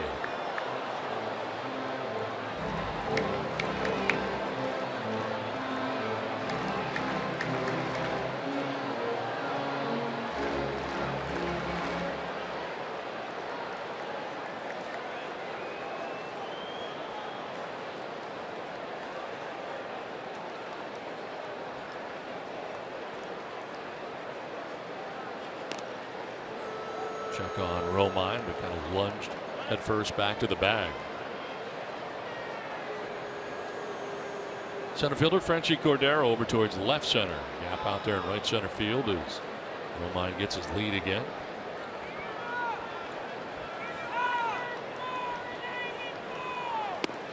Inside.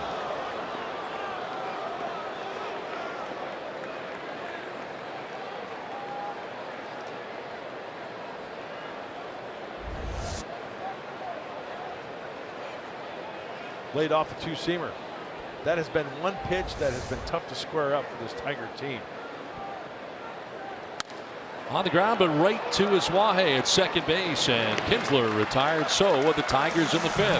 Halfway through, Padres have a 1-0 lead.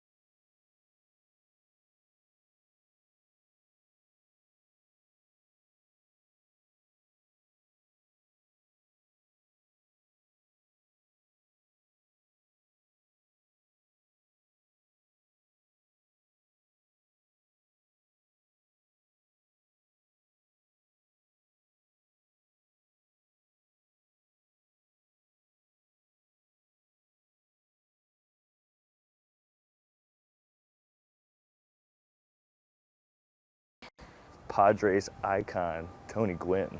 You know, it's cool walking in the hallway and you see his name all over the place. It's pretty cool to be a part of. Like I said, one of the main reasons why I wanted to paint him is because, you know, you think of San Diego Padres and how can you not think of Tony Gwynn? The big reveal. This week on Padres POV, presented by Nissan, we head to the bullpen with Matt Caesar to check out his latest spray painting of the late, great Hall of Famer Tony Gwynn. Tonight after Padres Live. Austin Hedges leads it off and lines one to center field. It is caught out there by Romine, making his way in.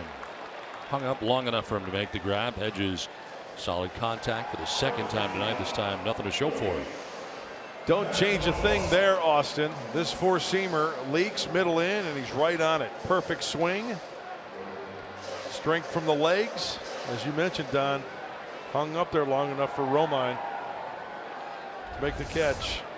Stay right there, kid.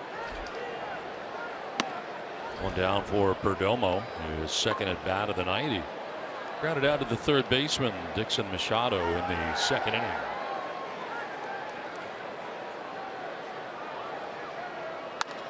On the ground this time to Kinsler at second base, kind of a grass cutter. Two down here in the fifth. Did you see Luis going down the line? Took it down pretty well. Yes, he did.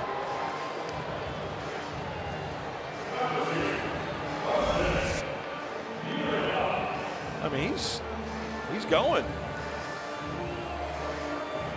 Hey, put some pressure on the defense, right? A little bobble there, he's probably safe. Now two down here in the fifth, four in a row, retired by Michael Fulmer. And Jose Perella bats for the third time tonight. Wanted to short in the first, popped out to second base in the third.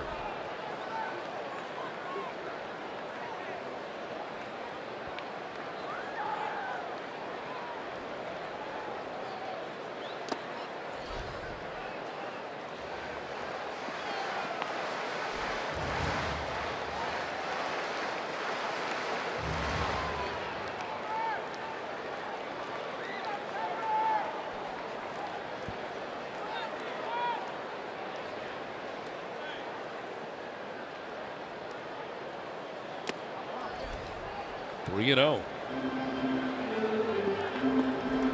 Homer has walked two through 4 2/3 innings. Carlos Waje just called up today from El Paso. Joining the Padres. Second stint in the big leagues this year for him. Perella taking on the 3-0, and he takes a strike over the outside corner.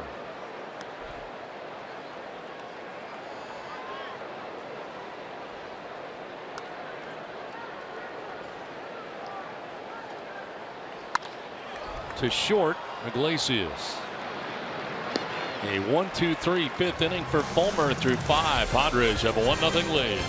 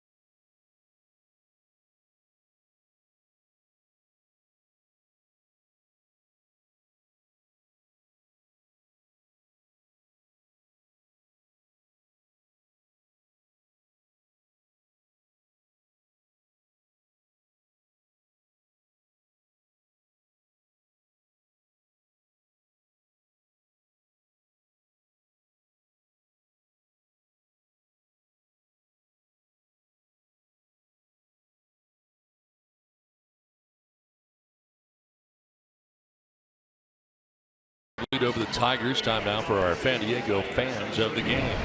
themselves here tonight for Game 1. This 3-game series between the Padres and the Tigers. Now there's a on tonight, Padres too. fan, yeah. I think that hat he's wearing is the commemorative Ray Kroc hat back in like 1984. Remember the old cake hats that they had, like the Pirates, and that was a commemorative hat. The former owner of the San Diego Padres. You think that was from '84? It makes sense wearing it tonight with the Tigers here. Yeah. Padres playing the Tigers in '84's World Series. Alex Avila going to lead it off here for the Tigers in the 6th inning. Where were you in 1984? I was in Palos Verdes, California, high school, freshman. The aspiring announcer. Yeah, sitting on a bench near you. Baseball and basketball, practicing my play-by-play since I was not in the game.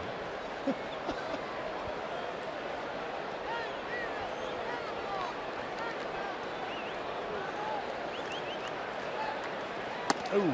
Straightens him up on a pitch in. Where were you in 1984? Throwing 95 in the big leagues. Sorry about it. I was my first year with the Giants in the big leagues. I was 20.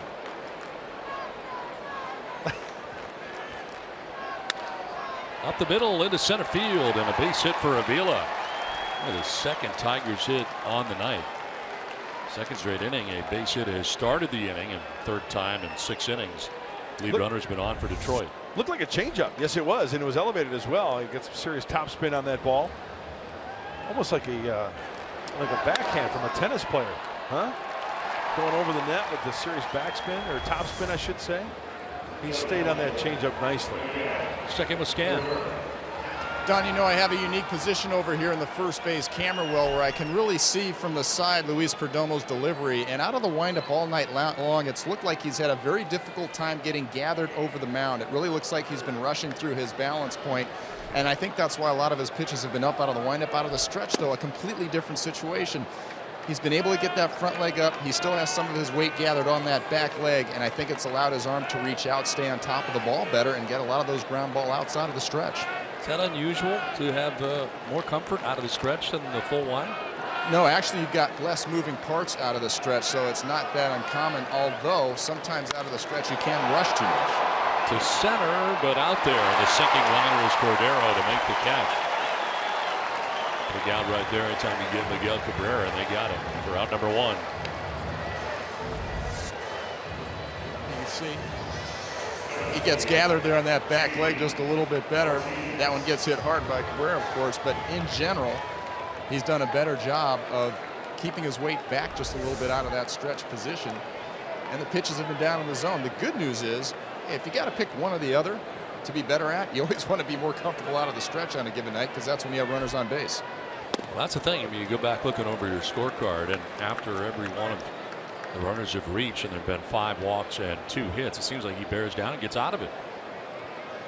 None of them have led to runs. In fact, only one has reached second base. Yeah, two occasions where he's walked. He's rolled 2 double plays. But I don't know about you, but there were times where I would go out of the stretch just to try to reduce the number of moving parts in my delivery to try to help me get more locked in. Did you do that at all during your career? Scan, later in my career, I went strictly from the stretch. Fewer moving parts. I made it simple. Set, up, out. Separate the hands. My leg goes forward. Stay behind. The baseball stay on top of the rubber. And try not to move my hands out of my glove before moving towards the plate. If my hand came out of the glove after I started going forward, I couldn't catch up on top, and that's when I'd be all over the place. Isn't it funny how you remember it like you're still on the mound? Yeah. Every little key. Sure. Hey, even when we were playing, remember you and I were playing catch today at the softball game? Yeah, well, you were playing catch. I was trying to, but you were on the money. Well, but I'm playing catch with Scan, and I'm going from like the stretch position, and I'm breaking my hands before I start to go forward to Bob so I can get up on top. It's like you never lose that. You want to play catch correctly. You were money today too, Mud. I was impressed. This will get away, and Avila will scamper to second base. Tell you what, piece of hedges, but not enough. It gets back to the backstop. I'll tell you what, I thought, you know, I've seen it all now. Bob Scanlon was a third baseman today, playing the hot corner. Wow. It's not something you really want to see. It's a big third baseman. Yeah, it was. I was rangy. I just had a little trouble getting it over to first base. That's all. It's a long throw, Skip. It's a work in progress. We had a lot of fun out there, Yeah. A wild pitch charge to Perdomo allows Avila to take second base. Swing and a miss as J.D. Martinez goes chasing. Strikeout victim number 6 of the night for Luis Perdomo, 2 down in the inning. Well, like Bob Scanlon said, there's the slider down and away, staying over the rubber and then staying on top and driving right towards that outside part of home plate for the swing and miss. That's a good pitch. So 2 down here in the 6th, and Justin Upton coming up. Walked in the 2nd, walked in the 4th. Mentioned the 5 walks on the night for Perdomo.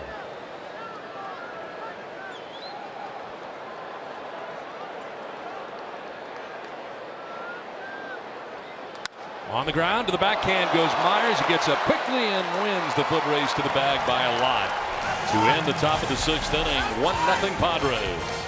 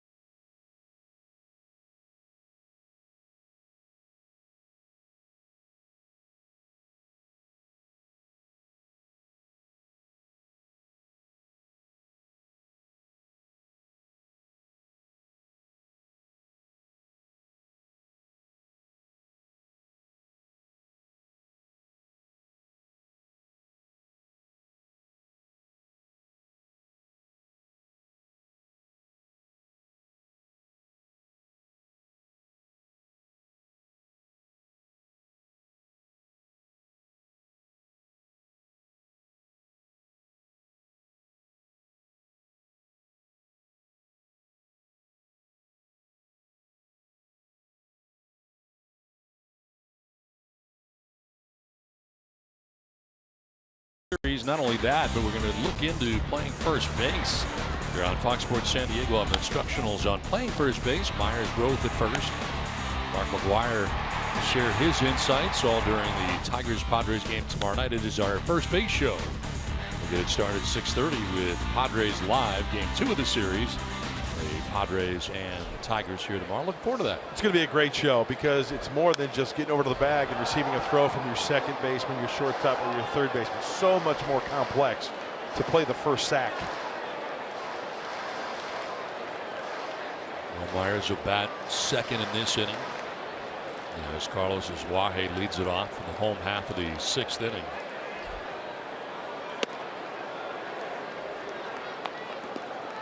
Michael Fulmer back out there for the 6th, has given up only 2 hits. In fact, both teams with 2 hits in this game, and the Padres with a 1-0 advantage. Well pitched, both sides.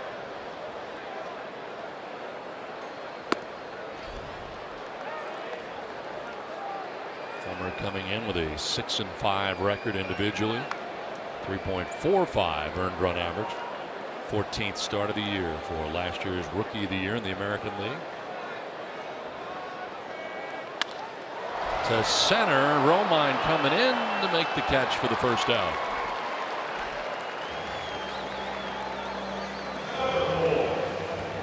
Wahe retired, and Myers coming up. Don, I know you and I have had this discussion before regarding the American League and how some guys can just, I'm not going to say rot, but just get splinters from sitting on the bench for a long time because they don't get in games. No, you don't pinch it all that often. Yeah, that's got to be. So if you don't play, you're not going to get into that game. And I'm guessing there's stretches to where guys won't get at bats for what, 8, 10, 12 days. It can be tough, where you can have guys coming off the bench every night in the National League on a regular basis, getting regular at bats, not losing their timing. That's where you got to have a good manager. I had the chance to work 8 seasons watching Terry Francona work, and Terry Francona did a terrific job of keeping his bench in there. About every 3 days somebody would get in, and the thought process was, somebody goes down, we're going to need this guy to be ready to go. And you got to do that in the American League. And I think that you need the right players to do that, because it's like if the guy doesn't have the ability to really play a position, I mean, you're just not going to throw him out there so he gets at bats. No. So it's a kind of a dicey area, right? It is, and it became very difficult in interleague play. We were talking about David Ortiz earlier. You had to put him at first base defensively to get him in the games. Right. Because in the American League, you're in some cases built around the DH. Myers knew it, takes with him strikeout number 7 for Fulmer. Well, he froze him on this one. 98. Looks like from that, that's a four-seamer. Will Myers looking for something else. He cannot pull the trigger on the four-seamer. So 2 down here in the 6th inning. Hunter Renfroe 0 for 2. And struck out twice, once swinging, once looking.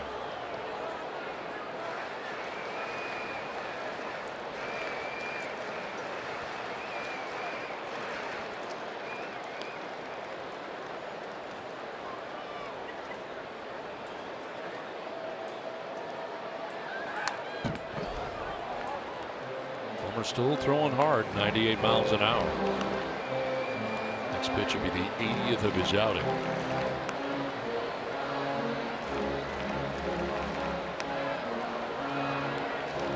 Perdomo has thrown 98 pitches, and there is action in the pen. Elevates at 98 again. That's gas coming at you. He's just rearing back and throwing the four-seamer, elevating it. And action is Ryan Buchter in the Padres pen.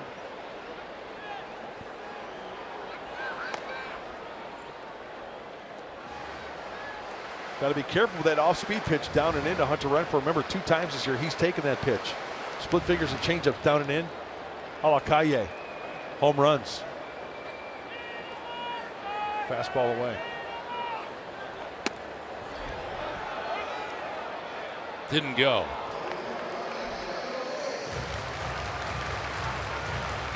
Well, let's take a look.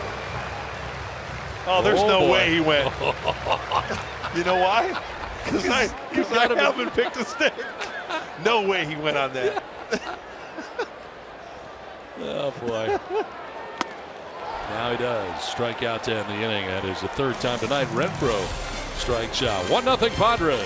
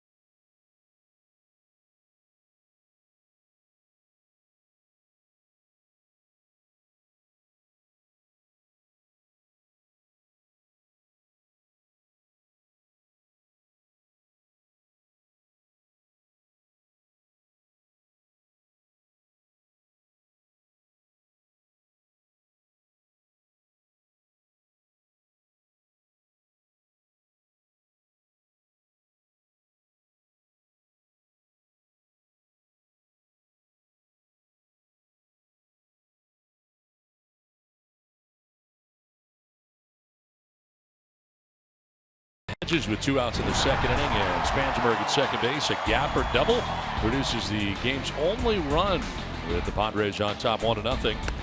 Really good in this outing has been Michael Fulmer, who has gone the first 6 innings and allowed just that 1 run, and Luis Perdomo, who is done after 6 innings and 98 pitches. Kind of a weird line for him. Only gave up 2 hits. He walked 5 and struck out 6. Did not allow a run though. And 2 big double plays behind him. We look at the pitcher comparison through the first 6 innings of this contest. Perdomo only thrown 98 pitches, and Fulmer so far 83 through the first 6.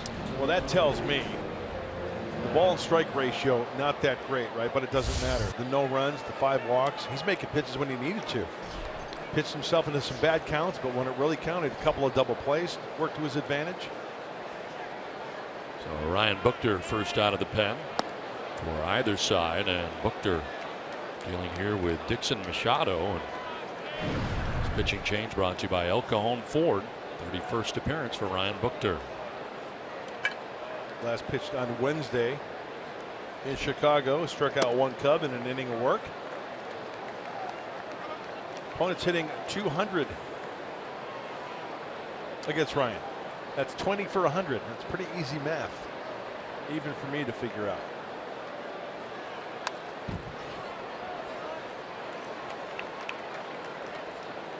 A tight one here at Petco Park. Padres have been playing very well at home, and in fact they've won 9 of their last 13 home games.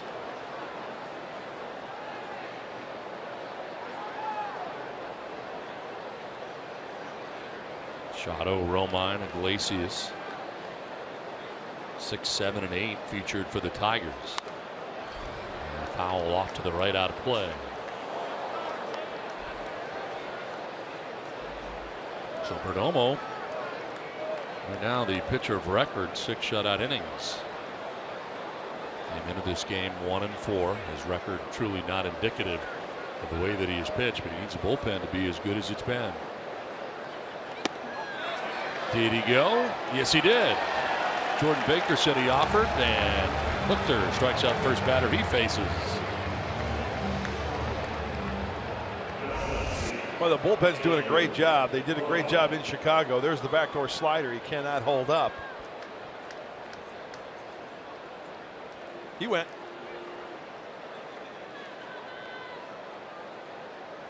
Ah, no doubt. One down for Andrew Romine, who hits a foul ball outside of third. That's Spangenberg in the lip of the grass there at third base.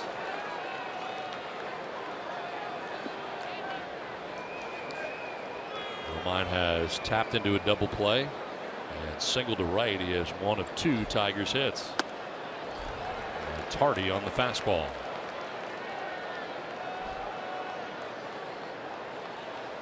Since June 11th, the Padres relievers posted the 5th best ERA in the majors, 2.56.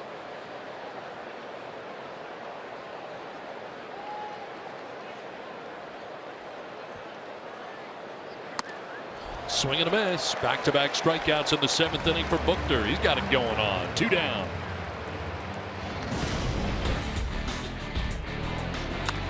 But since that date, since June 11th, 2nd in the National League with a 2.56 ERA. How about the number up there, or the lack thereof, for the Diamondbacks?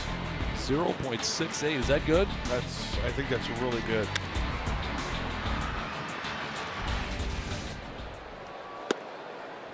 Jose Iglesias getting his 3rd plate appearance of the game. You know I love my guys in the bullpen. Because you were a guy in the bullpen. I tip my cap to them. They're doing a great job. Grounder up the middle, and ranging is Wahe. Off balance throw is going to be in time. Nice play. Carlos Wahe back up from AAA. Good rangy play right there to end the inning.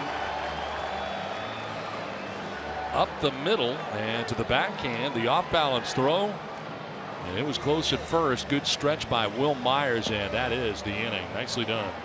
A 1-2-3 7th. It is 7th inning stretch. And it's 1-0 San Diego.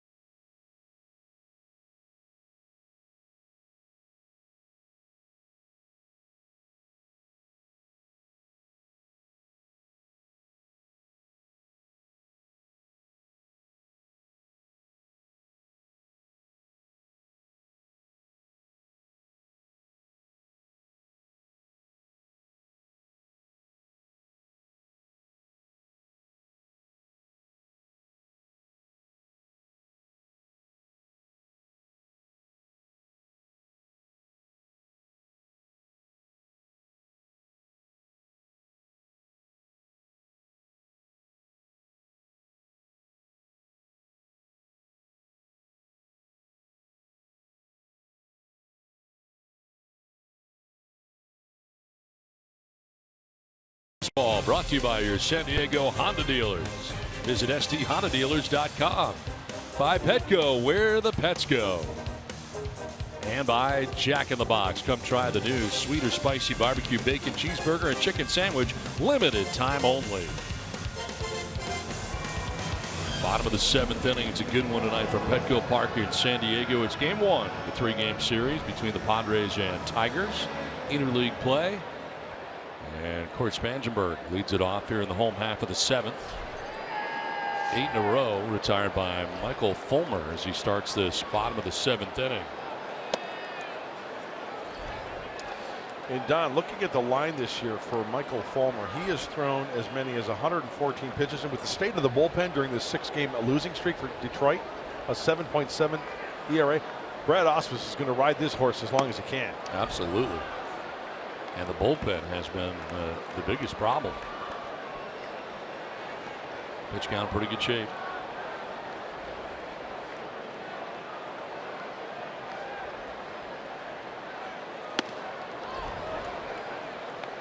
The 8-mile-an-hour fastball by Spangenberg. He's expecting it ahead in the count, 2-0. Got it.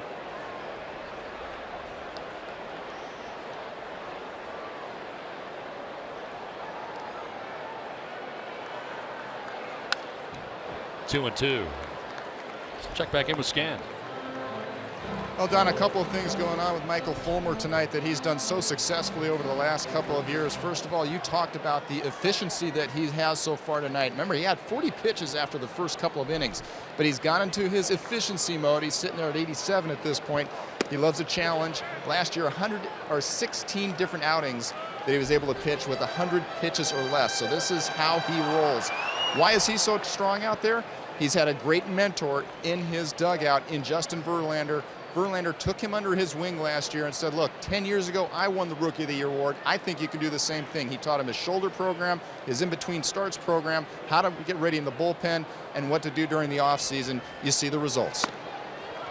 Now a walk here for Spangenberg, who is on for the 3rd time tonight. 2 walks and a single. Got a stolen base and a run scored. That is good, Bob, to have a guy like Justin Verlander on your staff, no doubt. And a guy that can really set the tone for the rest of the staff. Take somebody under his wing like that. It's pretty impressive. Goes a long way. And as I mentioned earlier, this kid, Michael Fulmer, has a chance to be the ace of the staff one day. 3rd walk given up by Fulmer. Eric Ibar standing in with a runner at first. And the 2nd time in 7 innings Padres have had that lead runner on. And it's starting to get late.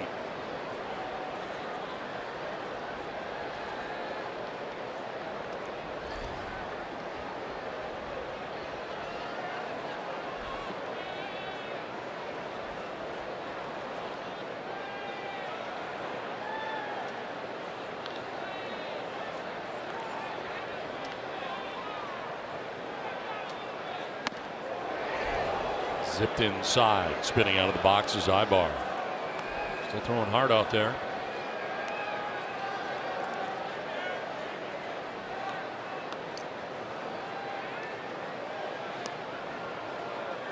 Walk to begin the inning. Broke up a string of 8 in a row, retired by the Tigers right-hander.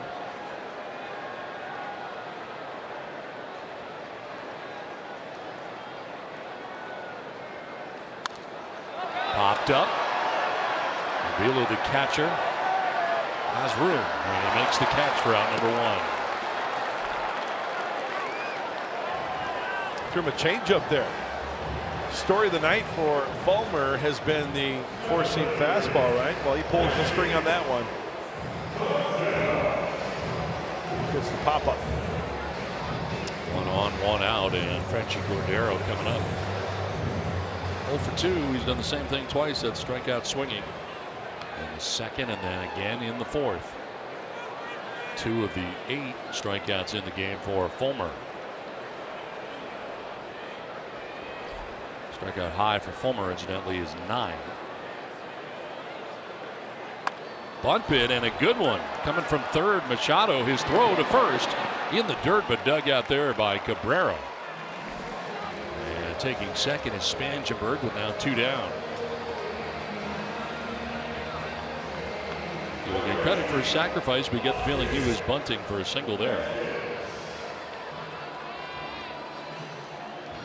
Franchi has really good speed, but still ball bunted probably a little bit too hard. You can see there Machado was kind of even with the bag, and a nice pick by Miguel Cabrera at first base. Putting some pressure on the defense, made a good play on it.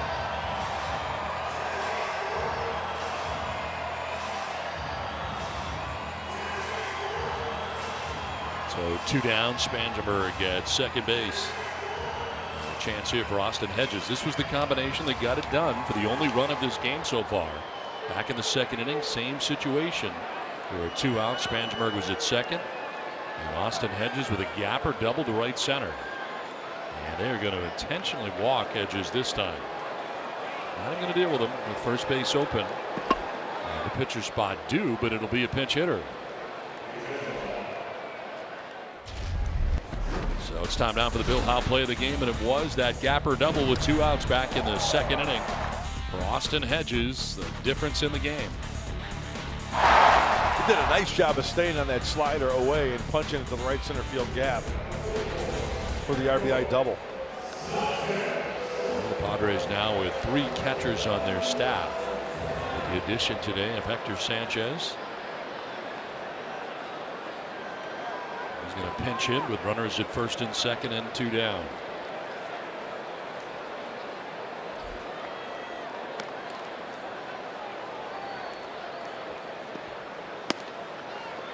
Placed on the DL May the 7th with the right foot contusion. Did 6 games with El Paso. Back again.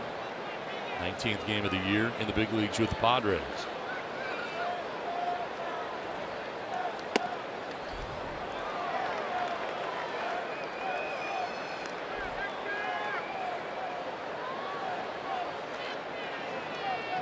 Padres trying to obtain some insurance here. Bottom of the 7th inning with Spangenberg at second, Hedges at first.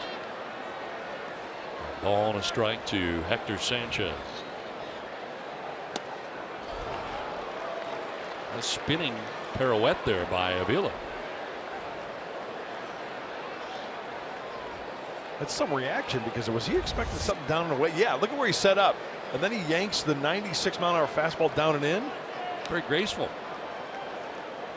The spin. Came back around to make sure everybody was still where they were at. There were. Spangenberg at second. Hedges at first.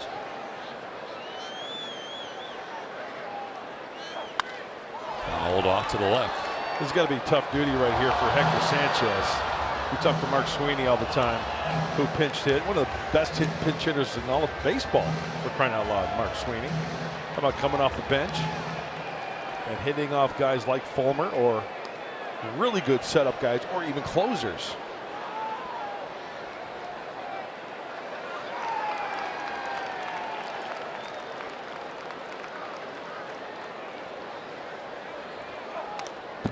Staying alive.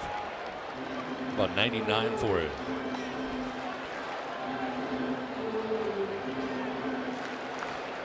His 98th pitch was 99 miles an hour. That's impressive. Brad Hand getting ready in the pen. We saw Buchter have a good 7th inning. 2 strikeouts and a ground out. Faced 3 hitters, and it was quick.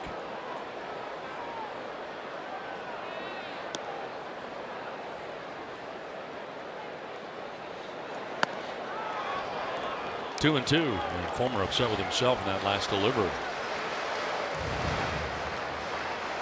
Next pitch will be a hundo.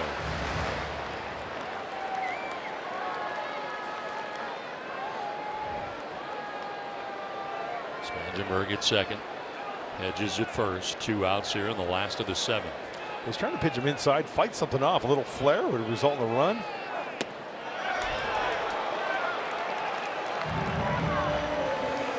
Full count now, so now the runners can get a start. 8th pitch of the at bat coming up here. Good pinch hitting appearance and the return of Hector Sanchez.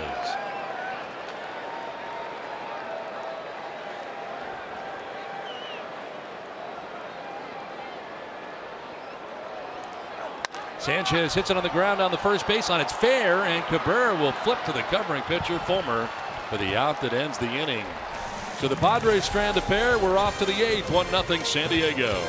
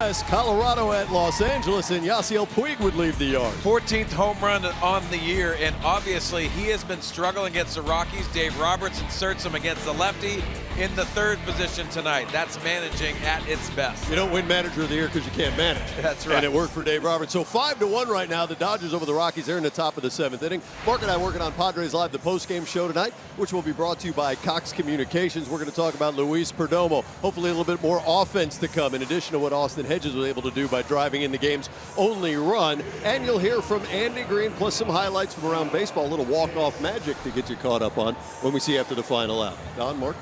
All right, Mike and Mark, thanks very much as we play along here to the 8th inning. New pitcher for the Padres is Brad Hand. Into his 36th game of the year at nifty 2.72 earned run average. Lefty's only at 191 against him. And pitch hitter John Hicks for the Tigers. So that is a night for Michael Fulmer, who goes the first 7 innings of this game and only gives up 2 hits. 1 run. Walked 4, 1 intentionally, struck out 8, and he leaves on the hook. This game's not fair sometimes, huh, Don?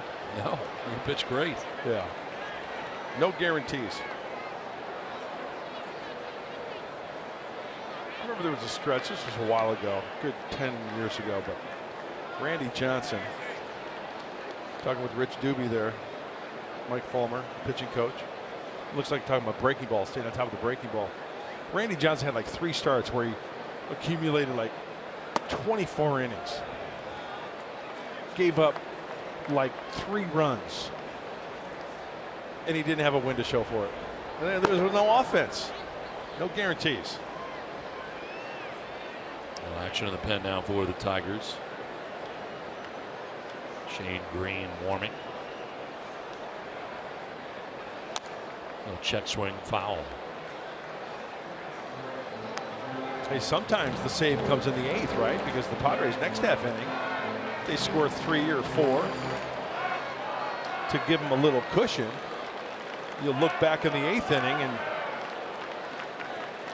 realize what Brad Hand did. If you can hold these Tigers here in the 8th with a 1-0 lead. He may have gone to check. No, he did not, says Jordan Baker, first base umpire.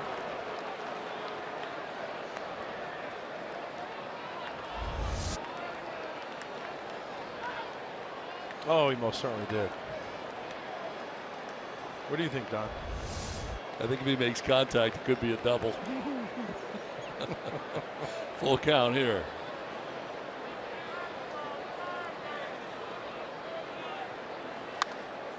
Inside out swing and a foul ball.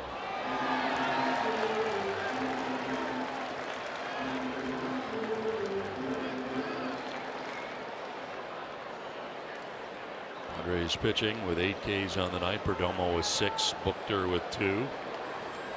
Now Hand. You're in the 8th. Hicks hanging tough here, pinch hitting and fouling another one back.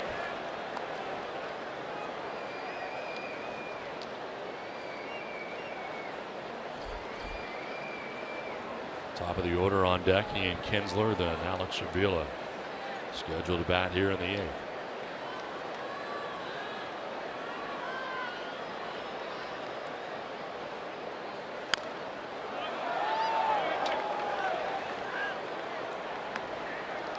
Well, final on the East Coast, Nationals beat the Reds 6-5 in a close one.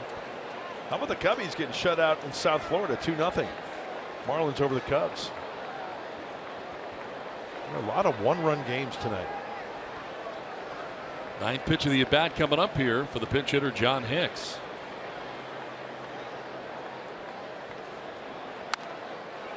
Another foul ball. We'll see the 10th pitch.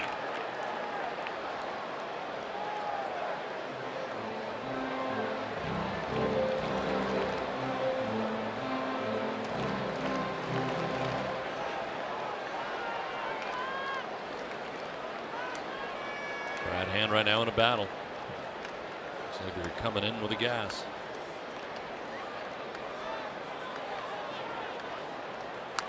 And another foul ball. On we go.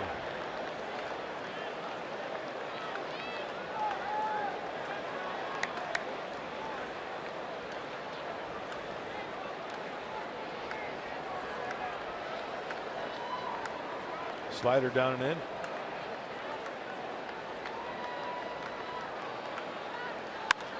Line to left, and this will get in. Down towards the left field corner. Perella to go dig it out, jogging to second base. 11 pitch at bat and a double to open up this 8th inning for John Hicks. Just didn't get the slider down and in enough.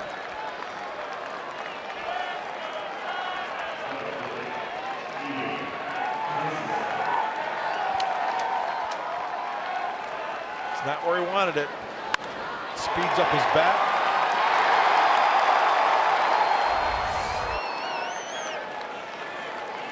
And now Ian Kinsler looking down here to find out what they want to do.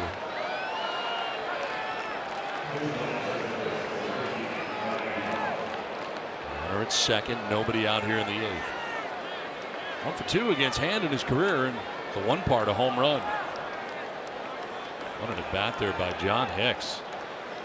Pinch runner Mike Matuk is now taking over. Swing and a miss. Fully swinging away. Yeah, this doesn't surprise me.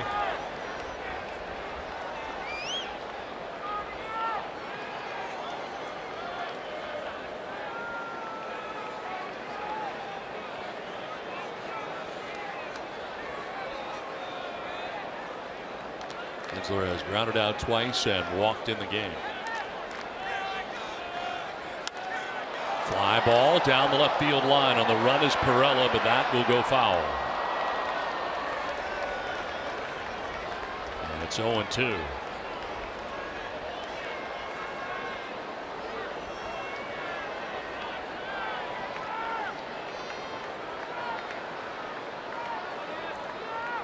Let's see if he throws a slider and he makes an adjustment as far as keeping it down.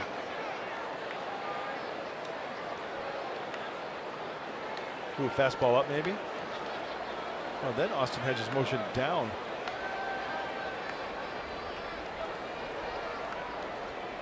Kinsler went around and he strikes out. Jordan Baker out number 1 and a big one. He might get tossed. He keeps doing that. Oh! He just tossed somebody. Would have been Osmus. Osmus headed out there now to argue with Jordan Baker.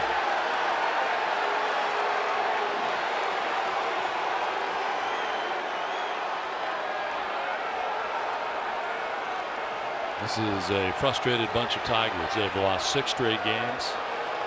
They're a frustrated group right now.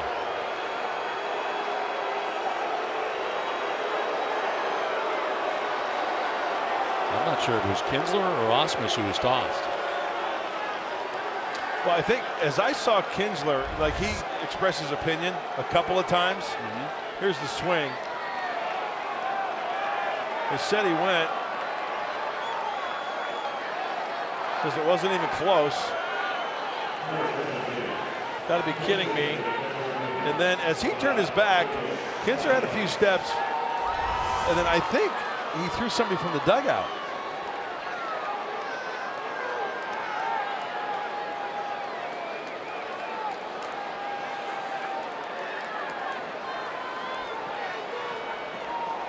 So it was Osmus who was ejected. So Kinsler's still in the game, and Nick Castellanos now going to pinch hit for Avila. He had been scratched right before the game. Back had been keeping him out of the lineup, making a pinch hit appearance here in the 8th.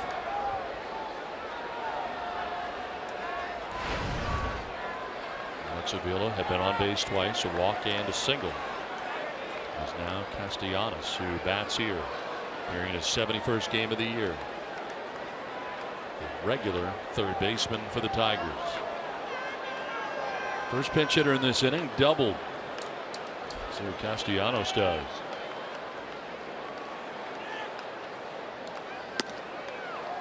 Was running away at 93.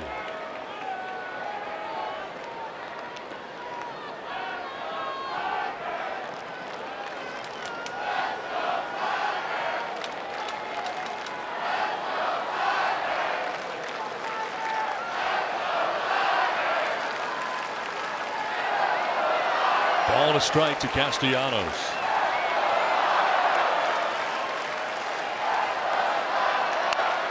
Grounded foul, and Hand will jump ahead.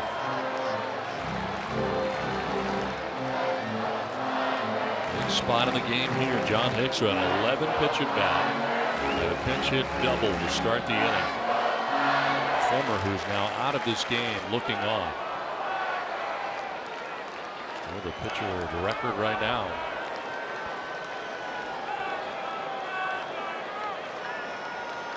On the losing side of the moment.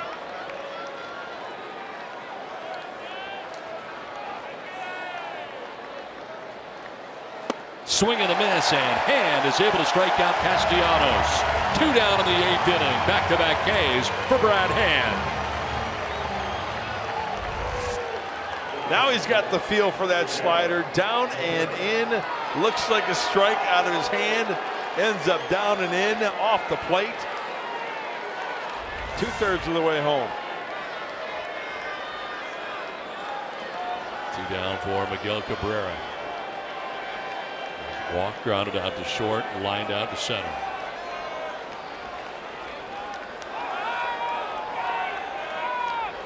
For 20 in this spot with 2 outs.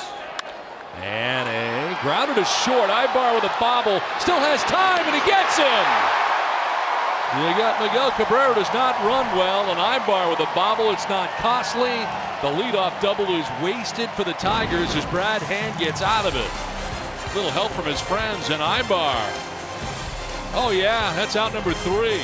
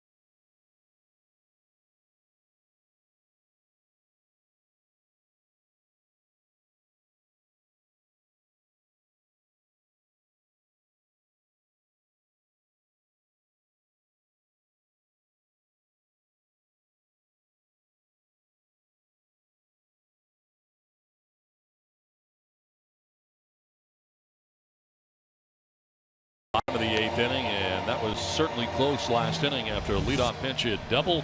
Brad Hand on the curveball has a ground ball to short, and Ibar comes up with a play. Speeds up his bat. Ball hit sharply. Okay, now he's got a benefit of two things. The ball hit sharply. He bobbles it. Miguel Cabrera does not run well. Gets him by 2 steps. He got to it. He knocked it down. Just goes to show you don't need to field it cleanly at times.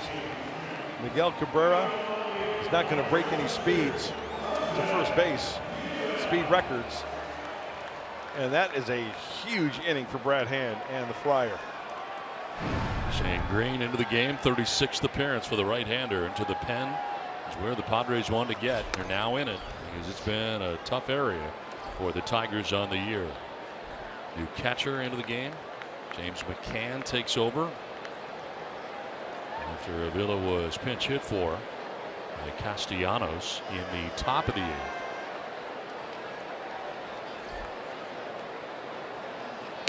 Jose Perella takes the 95-mile-an-hour fastball for strike 1. 0 for 3. He's grounded out twice, popped out.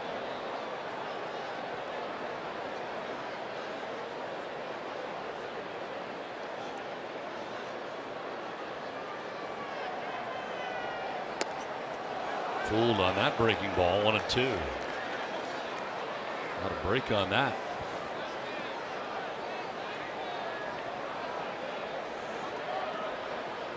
So the manager ejected last inning, Brad Ausmus.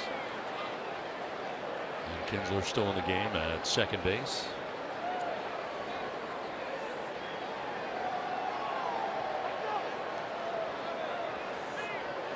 Time called here.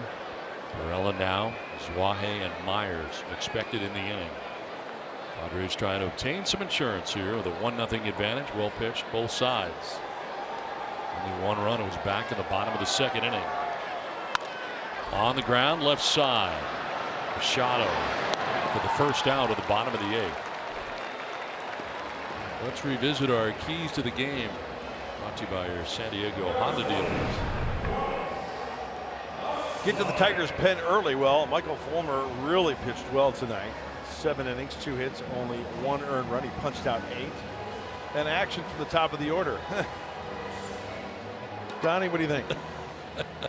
Wearing the collar, but still, you know what? You look at the big picture. Padres ahead 1-0. One down here in the 8th. Be honest, I can take it. No, it's good. No, it's not. Ground ball right side. Kinsler slides to his left. Zwahe is out number 2. 2 up, 2 down in the 8th. Will Myers coming in. That's tough. You got to throw your stuff out there every night. Come up with 2 keys to the game. Very difficult. Yeah. Mauer getting ready in the pen. It's almost time for some Mauer power. That's always a good sign. Love Mauer power. Big fan. Myers 0 for 3. 2 strikeouts and a ground out.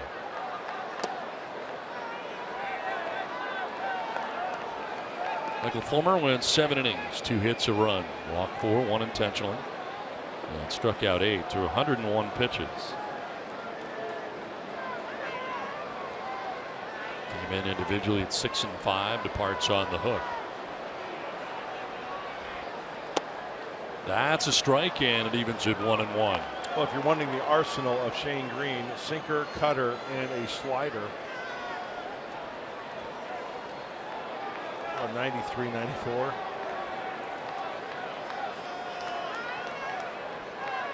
And a Renfroe waiting on deck, hoping he'll get a chance to hit here in the 8th.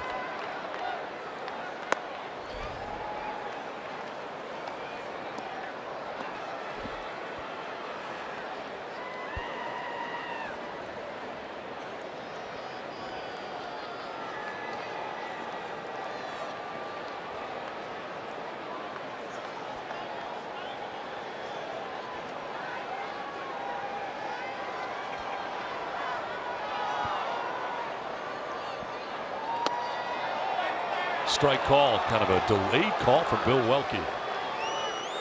Brewers didn't like it. often do you see Will Myers say much to an umpire? Yeah, it looked like a pretty good pitch, huh? Right at the knees.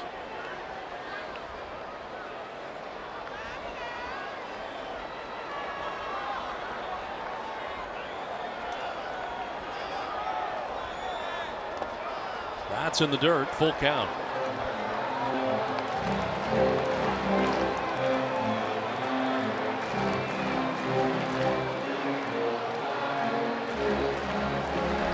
Throw waiting on deck. 2 outs, last of the 8th. Padres holding on to a 1-0 advantage. J.D. Martinez, Justin Upton, and Dixon Machado. 4, 5, and 6 anticipated in the top of the 9th. Oh, He's fouling it off. he had a mistake right there to crush. Fastball at 96. Two-seamer. Oh, working underneath it.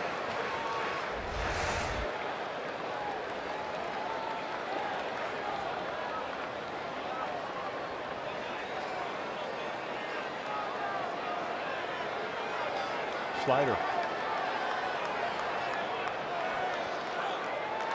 Myers pops it up left side. Iglesias to the short lawn and left. We're out number 3 of the 8th. We head to the 9th. It's time for some Mauer power to 1-0 Padres.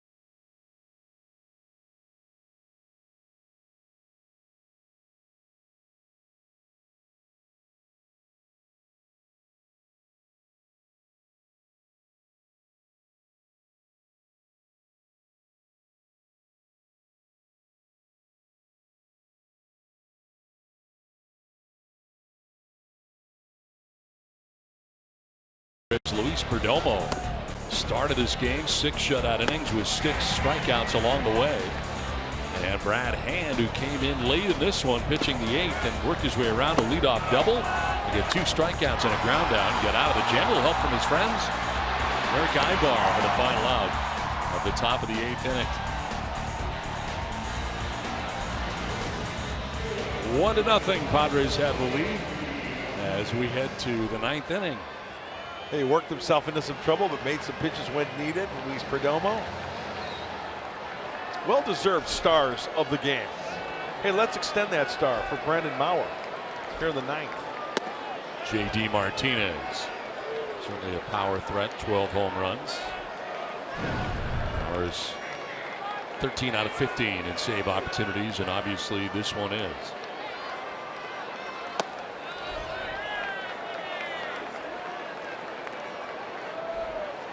Martinez, Upton, Machado scheduled to bat here in the 9th.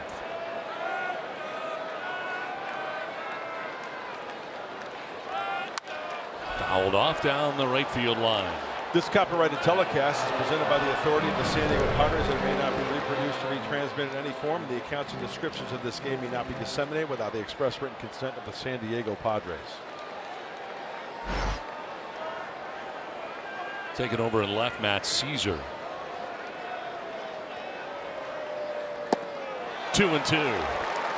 Mauer was down 2-0. Battles back. It's 2-2.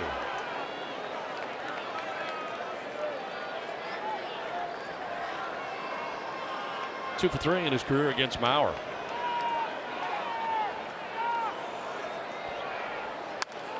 Line foul.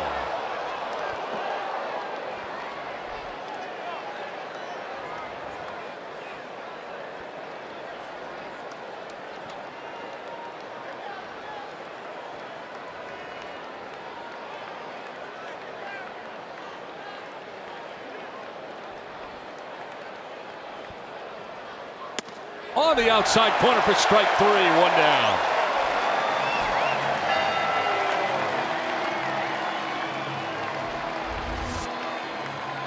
That is paint. Does he get a call? Hey, he might have. Too close to take. That's some serious Mauer power right there. 1 out in the 9th, and it brings up Justin Upton. Former teammate Brandon Bowers.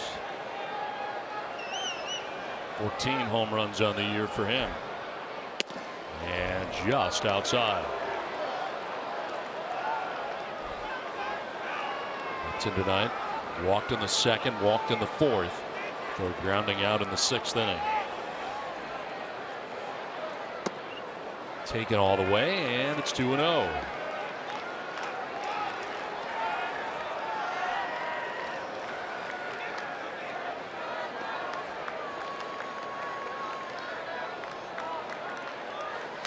Swinging a foul tip. 99 again. 2-1. That's bringing it.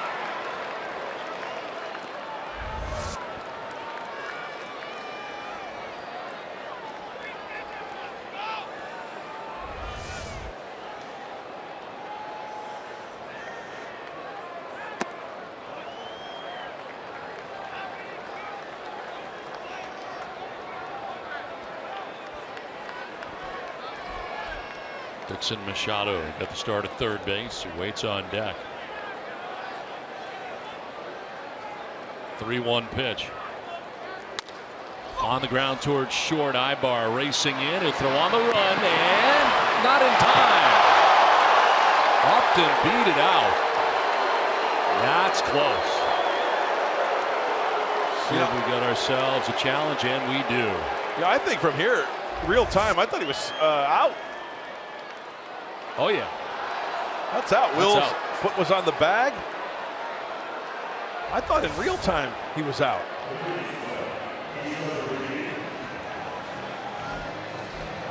You know what? I'm so confident. I'm going to mark it in my book. 6-3. What do you got, Donald? I got out.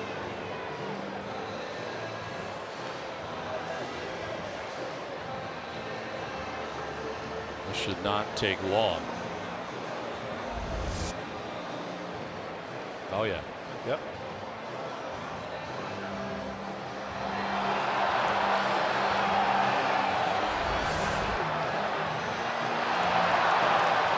Crowd seeing it here on the big screen left.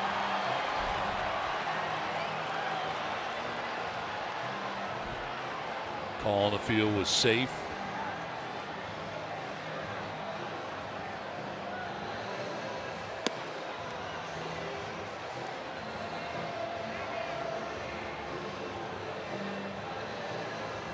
Umpires are ready, and the call's been overturned. Padres win the challenge. Ibar applauds.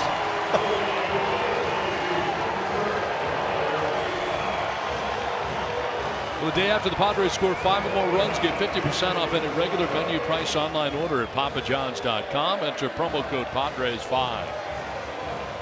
2 down in the 9th. Dixon Machado, the batter. Strike 1.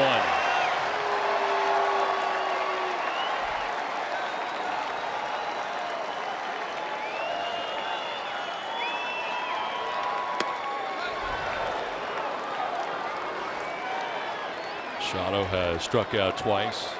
He's grounded out. 0 for 3 in the ball game.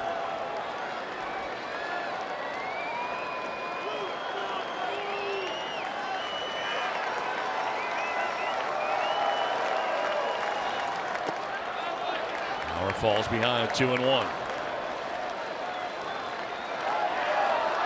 J.D. Martinez to strike out. Justin Upton to ground out.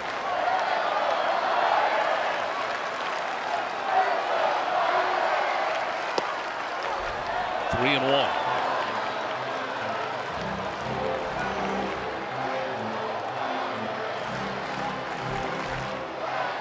Andrew Romine waiting on deck for Detroit.